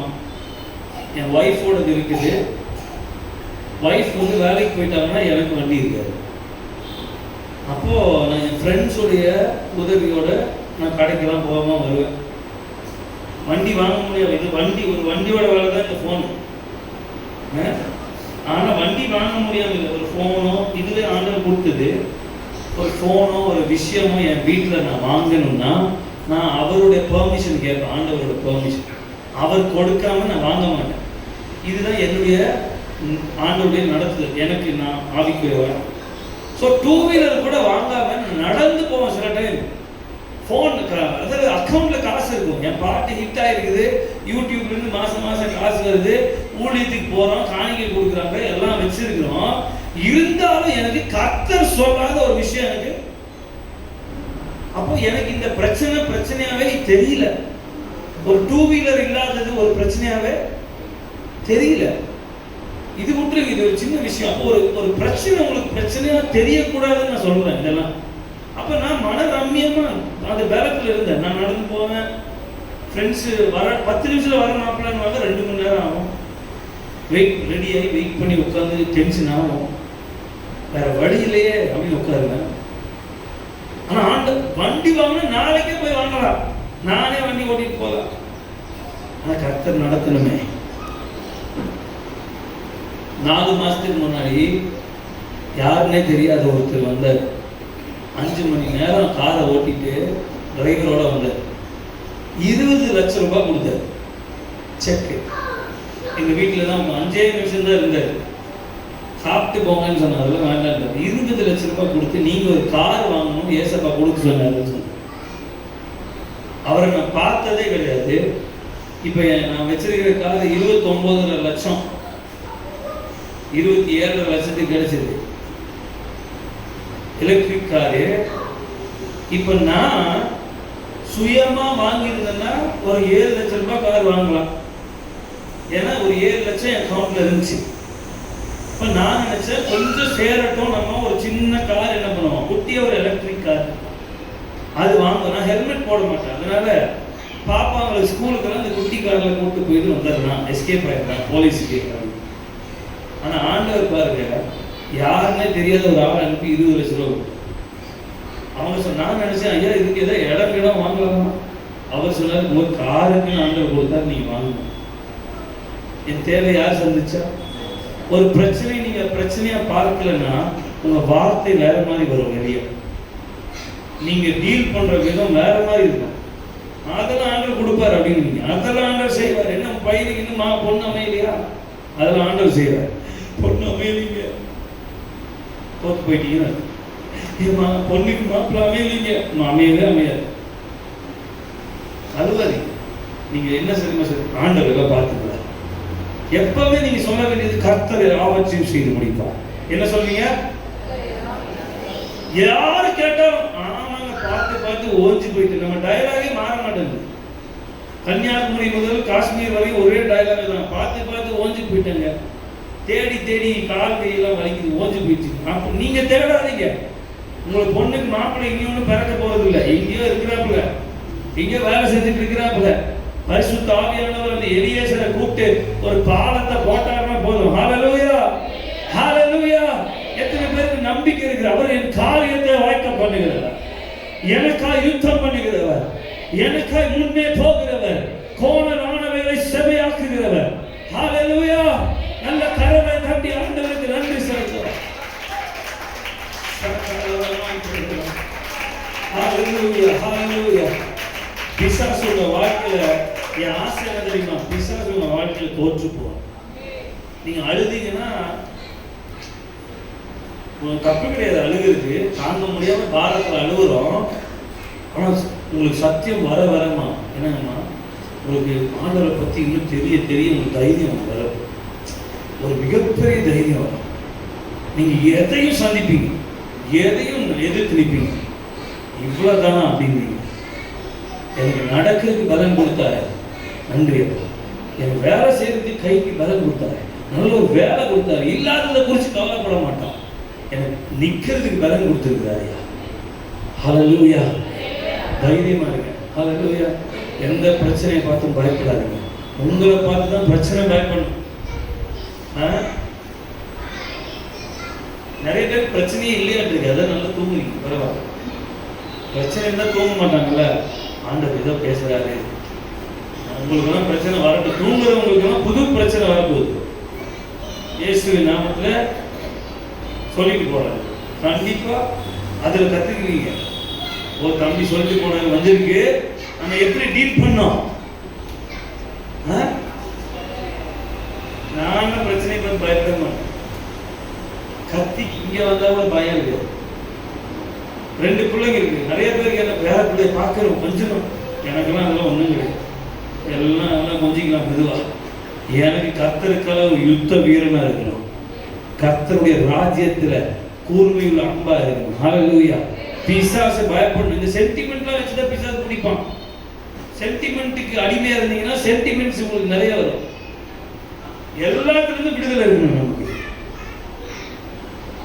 எனக்கு 2 பெண் பிள்ளைங்க. எனக்கு ₹1 வரதட்சணைக்காக நான் சேர்த்தது கிடையாது. ஏன்னா நான் கொடுக்கவும் மாட்டேன். நீ வேணா கொடுத்து கட்டிட்டு போ, நான் ₹1 உனக்கு கொடுக்க மாட்டேன். யாருக்கும் கொடுக்க கூடாது. ஆக்சுவலா அது வேதத்தின்படி தவறான. எங்க ஊர்ல செய்வாங்கன்னா, நம்ம ஊருக்காரங்க அல்ல, நம்ம இயேசுவின் ரத்தத்தினாலே கழுவப்பட்டு மீட்கப்பட்டவர்கள். ஆமென். வரமாட்டேன். எல்லாம் வாங்கினீங்களா? அதனால வராது. வாங்கியிருப்பீங்க, கொடுத்துருப்பீங்க. நான் தான் வாங்காம கட்டினதுனால தைரியமா பேசுறேன். அது ஒரு மோசமான ஒரு விஷயம். நம்ம எல்லாம் பயந்து நம்மளே விடுதலையா இருக்கணும்னு வந்தா, கர்த்தருடைய பிள்ளைங்க பயோடேட்டாலையும் ஒரு ஜாதியோட வருது. ஒரு பயோடேட்டா அப்படியே கிழிச்சு போட்டாங்க. நமக்கும் நீங்க ஜாதியை போட்டு ஒரு பயோடேட்டாவோ அனுப்பிச்சீங்கன்னா கிழிச்சு போட்டுருவோம். நான் கிழிச்சு போட்டுருவேன். வரதட்சணை கேட்டாங்கன்னா அந்த கல்யாணத்துக்கு உள்ள டீலிங்கே போக மாட்டாங்க. ஏன்னா அது வேதத்துக்கு புறம்பானது. அது உலகத்தினுடைய கலாச்சாரம், அது நமக்கானது அல்ல. ஜோடி பொருத்தம் பார்க்கும்போது இந்த பிரச்சனைலாம் இருக்கு. அதனாலதான் பொண்ணு வர மாட்டேங்குது, மாப்பிள்ளை. ஏன்னா நீங்க வேற என்னமோ கேட்குறீங்க, அதனால தான் வரமாட்டேங்குது. நானும் என் ஒய்ஃபும் கல்யாணம் பண்ணும்போது எல்லாருக்கும் கேள்விக்குறி. ஒண்ணுமே காசே கிடையாது. என்ன கல்யாணம் 15 லட்சம் செலவாச்சு, நகை போடாமே. ஏன்னா எங்க சர்ச்சில் அப்போ நாங்க இருக்கிற சர்ச்சில் 3000 பேருக்கு மேல இருந்தாங்க விசுவாசிகள். கல்யாணத்துக்கு 4000 பேர். சாப்பாடு சூப்பரா பண்ணணும், எல்லாம் பண்ணி அவ்வளோ லட்சம் செலவாயிடுச்சு. ₹1 கடன் இல்லையே. எனக்கு கர்த்தர் நடத்துனா, கர்த்தர் நடத்துனா இன்றைக்கு என்னையும் என் ஒய்ஃபையும் சாட்சி அடைச்சிருக்கிறேன். என் பிள்ளைகளுக்கு நான் ₹1 வரதட்சணை கொடுக்க மாட்டேன். ஏன்னா கர்த்தர் எனக்கு பிள்ளைகள் 2 பெண் பிள்ளை கொடுத்தாருன்னா கர்த்தர் கொடுத்தாரு. அவங்க கல்யாணத்துக்கு நான் கர்த்தரை தான் நம்பி நிற்பேன். மாப்பிள்ளை வருவான், வரதட்சணையை வேண்டாம்னு சொல்கிறோம், அனுப்புவார். என் தேவனால எல்லாம் கூடும். நீங்கள் சேர்த்து வச்சிங்கன்னா அதை வாங்கிட்டு போக ஒருத்தர் வருவான், கொடுத்து அனுப்பிங்க. வாயை வைத்தி கட்டி சேர்த்து வைங்க. ஒருத்தன் சுருட்டிட்டு போவாப்புல. மாமியார் எவ்வளோ வச்சுருக்கீங்க? கொடுத்தாதான் நான் பொண்ணை கட்டுவேன் அப்படின்றாரு. ஆமாம், தங்கத்தையும் தூக்கிட்டு போ, இந்த தங்கத்தையும் தூக்கிட்டு போன்னு கொடுத்து அனுப்புவோம். கர்த்தர் யாரும் தெரியாதவங்க பண்றது. அதற்கு தான் சொல்றேன், நம்ம ஆராதிக்கிற தேவன் இன்னார் என்று நான் அறிந்திருக்கிறேன். சபை சொல்ல வேண்டியது தான், நான் ஆராதிக்கிற தேவன் இன்னார் என்று. உற்சாகம் வராது. நாகர்கோயில்ல, திருநெல்வேலிலாம் டவுன் சவுத்துல டவுரி கொடுத்து பழகிட்டீங்க. வாங்கி எங்க ஊர்லயும் அதே பிரச்சனை தான். இங்கெல்லாம் 100 பவுன் போடுவீங்க. தெரிஞ்ச இங்க ஒரு பொண்ணு எடுத்துருப்பேன். அவன் சொன்னாங்க 100 பவுன் தருவாங்க. நம்பிங்களா? எனக்கு நம்பிக்கை கர்த்தர் மேலதான். எனக்கு ஆண்டவர் சொன்னாரு, உனக்கு வீடும் நான் சும்மா கட்டி தருவேன். என் ஒய்ஃப் பார்த்தாங்க தரிசனத்தில் பாதி கட்டி இருக்கிற மாதிரி ஆண்டவர் காமிச்சாரு. வீடு, கார் இதெல்லாம் ஆண்டவர் உங்களுக்கு கொடுக்க வேண்டியது. உங்க பிள்ளைகளுக்கு வாழ்க்கை கர்த்தர் கொடுக்கிறார். நீங்க ராஜ்யத்தையும் அவருடைய நீதியும் தேடும் போது மற்றவர்கள் எல்லாம் உங்களுக்கு கூட கொடுக்கப்படும். இன்னைக்கு வாங்க தானே படுது. நீங்க பாஸ்டர் உங்களுக்கு கொடுப்பாங்க, அப்படி இல்லை, உங்களுக்கும் கர்த்தர் கொடுப்பார். உங்க முகத்தை யாருக்காவது காப்பாரு. இப்படி சாட்சி கேள்விப்பட்டிருக்கீங்களா? விசுவாசியா இருந்து யாருக்குமே தெரியாத உங்க முகத்தை எங்கேயோ யாருக்கா காமிச்சு அட்ரஸ காமிச்சு ஆண்டவர் அனுப்புவார். அங்க போய் கொடுத்துட்டு வா, என் பிள்ளை எனக்காக காத்திருக்குது. நீங்க எங்கெல்லாம் கர்த்தருடைய நாமத்தை முன்னாடி வைக்கிறீங்களோ, எங்கெல்லாம் கர்த்தர் எனக்காக செய்வாரு, கர்த்தர் எல்லாம் பார்த்துக்குவாரு, கர்த்தர் என் காரியத்தை வாய்க்க பண்ணுவார், கர்த்தர் சமூகம் எனக்கு அவரை வைக்க வைக்க வைக்க அவர் இறங்கி அற்புதம் செய்வார். உலகத்துல எதையாவது நம்பினீங்கன்னா அதுதான் உங்கள் தேவன். தேவன் கடவுள் இயேசு கிறிஸ்து உங்களுக்கு தேவன் அல்ல. உங்க பிள்ளை கல்யாணத்துக்கு நீங்க நகையை சேர்த்தி வச்சு இப்ப சேர்த்தி வச்சாதான் கல்யாணம் நடக்கும் நம்பினீங்கன்னா உங்க பிள்ளைக்காக நீங்கள் வைத்த தேவன் யார் சொல்லுங்க. பைபிள் படி இதுதான் உண்மை, இது சத்தியம். உங்க பிள்ளைக்காக நீங்க வைத்த தேவன் யார்? நீங்க சேர்த்தி வைக்க கூடாதுங்களா, சேர்த்தி வச்சு தாராளமா கொடுக்கலாம். ஆனா இது இருந்தாதான் கல்யாணம் சொன்னீங்கன்னா அங்கதான் தவறு. நீங்க சேர்த்திருங்க, பிள்ளைகளுக்கு கொடுங்க, நல்லா வாழ வைங்க, 2 அப்பா அம்மாவும் கொடுத்து அனுப்புங்க, தப்பே கிடையாது. ஆனா இது இருந்தாதான் என் பிள்ளைக்கு மாப்பிள்ளை வரும் நீங்க சொல்லும் போது உங்கள் விக்கிரகமா அந்த நகை மாறுது. இவ்வளவு ஸ்ட்ராங்கா நாகர்கோவில் சொல்ற பார்த்தீங்களா?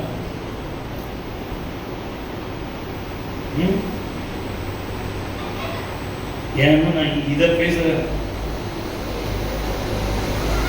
I don't fear.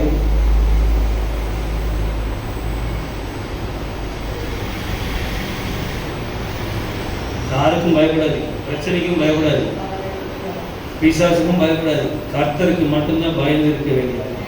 ஹல்லேலூயா, ஹல்லேலூயா. நம்மள எழுந்து நிற்க போறோம், ஜெபிச்சு முடிக்க போறோம். சூப்பர். கர்த்தர் நல்லவர். பைபிள் பாட்டு கொடுத்தார். ஓகே, ஒரு சிலரோட ஆண்டவர் பேசினார், அது எனக்கே தெரியும். யாராவது ஆண்டவர் யாரோட பேசினார் நான் ஈஸியாக கை காமிச்சிடுவேன். ஏன்னா நீங்கள் அவ்வளோ அழகாக வசனத்தை கேட்பீங்க. அம்மா அம்மா கர்த்தர் உங்களோட பேசினார். பிள்ளைங்களும் நல்லா கவனிச்சார். அம்மா நீங்கள் ஸோ கர்த்தருடைய வார்த்தை கேட்ட நீங்கள் இவங்களாம் எப்போ கேட்டுட்டு தான் ஆகணும். அவங்க கேட்குறாங்க. சூப்பராக நீங்கள் எல்லாம் கர்த்தருடைய வார்த்தைகள் அம்மா நீங்கள் கண்ணீரோடு வந்தீங்க, கம்பீரமாக இருக்க போறீங்க. ஹல்லேலூயா. உங்களுக்காக இன்னைக்கு தான் வந்திருக்கீங்களா? Super super. கம்பீரமான ஒரு அறுவடை கர்த்தர் உங்களுக்கு வைக்க போறோம். ஹல்லேலூயா. நம்ம எல்லாம் கண்களை மூடுவோம், ஆண்டவருடைய சமூகத்தில் ஜெபிப்போம். பிதாவே நமக்கு நன்றி செலுத்துகிறோம். பிதாவே நமக்கு நன்றி செலுத்துகிறோம். இயேசு கிறிஸ்துவின் நாமத்தினால் இந்த வசனத்தை கேட்ட உங்க பிள்ளைகள் மேல ஒரு விசேஷித்த தைரியம் இறங்கட்டும் சொல்லி ஜெபிக்கிறேன். ஒரு தைரியம் இறங்கட்டும், உண்மை அறிகிற அறிவு இறங்கட்டும். ஹல்லேலூயா. எதை குறித்தும் பயப்படாம பிரச்சனைகளை சவால்களை பார்க்கிறது. என் தேவன் என்னோடு கூட இருக்கிறார், என் தேவன் எனக்கு அடைக்கலமா இருக்கிறார், என் தேவன் என்னை நடத்துகிறார் என்கிற தைரியத்தோடு இருக்க கர்த்தர் உதவி செய்கிறார். ஹல்லேலூயா, ஹல்லேலூயா, ஹல்லேலூயா.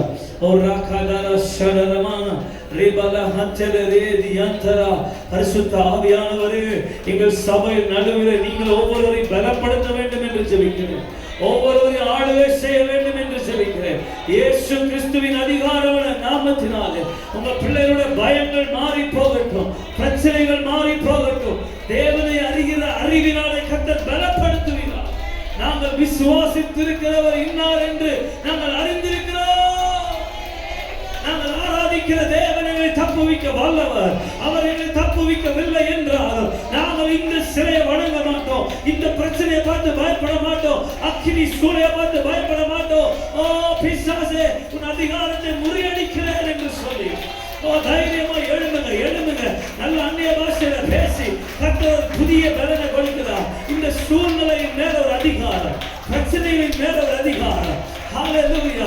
எனக்குள்ள தேவன் வாசமா இருக்கிறார், எனக்குள்ள தேவாதி தேவன் வாசமா இருக்கிறார், எனக்குள்ள ஆண்டவர் உறவாடுகிற உறவு இருக்கிறது. நான் எதை குறித்து பயப்பட மாட்டேன், எதிர்காலத்தை குறித்து பயப்பட மாட்டேன், என் தேவைகளை குறித்து பயப்பட மாட்டேன். என் காரியங்களை கர்த்தருடைய சமூகத்தில் வைத்திருக்கிறேன். அவர் எனக்காக யுத்தம் செய்கிறார், அவர் எனக்காக யுத்தம் செய்கிறார், அவர் எனக்காக யுத்தம் செய்கிறார்.